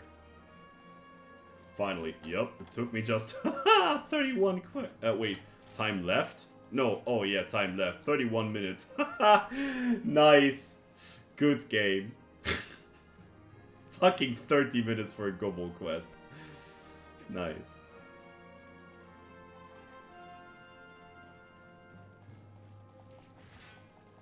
We need the set later on anyways. I just forgot to change it. Even if I had to set, it would take like 25 or like 26 minutes anyways. And it wasn't much of farming, it was like 3 Jaggy quests and that's all. At least I got a lantern. Wow. And a spike also. Wow. Wow. Wow. Well, good thing we don't have to get the global armor, and I think he doesn't have a gun either, so... Yep. I think he doesn't have a gun. I'm kind of sure about that.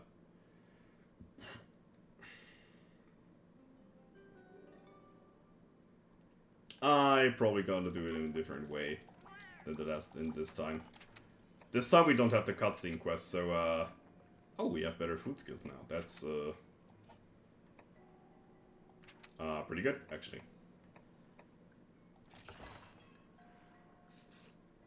Better food means better buffs. Health increased, attack increased. 120 health now. That's good.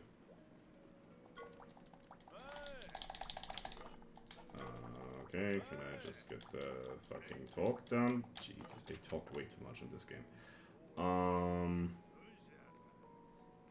Honeybox with dash extract. Shroom germ. And big fin. Annoying to farm. Okay. What do you have now? Oh, now you can buy some stuff here. 15,000 for night lands.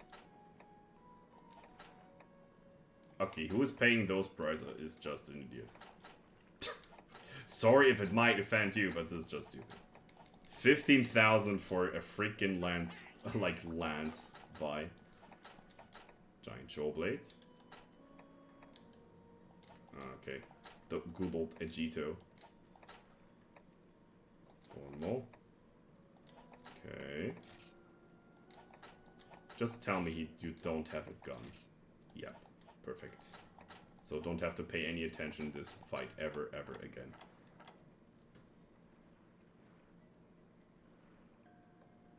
You have to fight huge monsters and get like 3,000 a quest. Just like take 15,000 for a shitter weapon. Yup. Feels very, yeah, fair. Stun, attack up, eating. Good thing this is useless. Stun, water rest, eating, 2 slots. Sum it up, useless. Okay. Same thing here. I gotta say the armor looks pretty cool. It's a cool looking armor, but... Yep.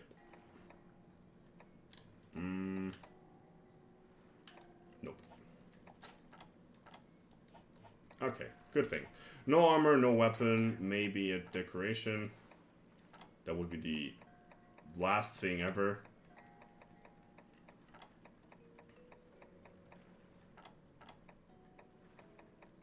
Nope, seems like nothing. Stun resistances. Who cares? Okay, after Gobble taking down... Yeah, I like you too. Okay, Harvest... Why are the Harvesters here? Tundra, Great Baggy, Bloodstones... Barrow and Great Jaggy. They both have like cut a lot of HP, so... I'm not too bad to have it. Good thing. Okay. Let's check the farm and then like gonna end the stream. So this is the final shout out, or like the final time for you if you want to redeem someone for my raid. Feel free to do so. Because that was the last quest for today, and we do some strategy farming, or probably a strategy for the next stream, which might come up tomorrow. We have to see. Oh, you have a raid channel. Felix Cat is also streaming. I see. Alright. I think Felix is also playing Try. I think he will stop by on Gobble also today, so he might have some fun time now coming up to him. And yeah. I could get the dash extract here. Yeah, I'm investing the time here, getting the power pedal, so they come back in the same time, while the others come back too. Maybe I don't have to farm for the dash extract, it would be okay. Okay, I have one quest time, so I can do the royal, like the 2 royal loot draws after that day. That's good.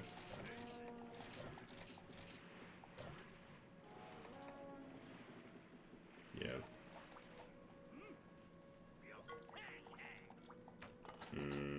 Let's see. Alright. Let's go for some sleeperoo. Good. Alright. I think that was a very successful part. We did the Gobble. We did a couple of other quests. We did Barrow also. We are slowly but surely grinding through the way in progress through the village, which is good. Thanks for the stream. Thank you for your participating, the tips, advices, and being a freaking cool person. I didn't see Janik the entire time.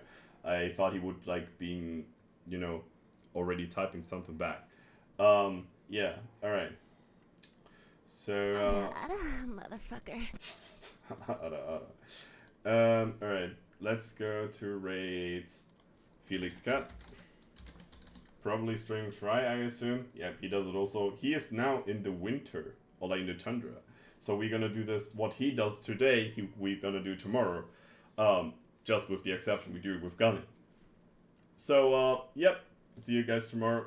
Thank you for your participation. The lurk, the chatting, the drive-by gaming.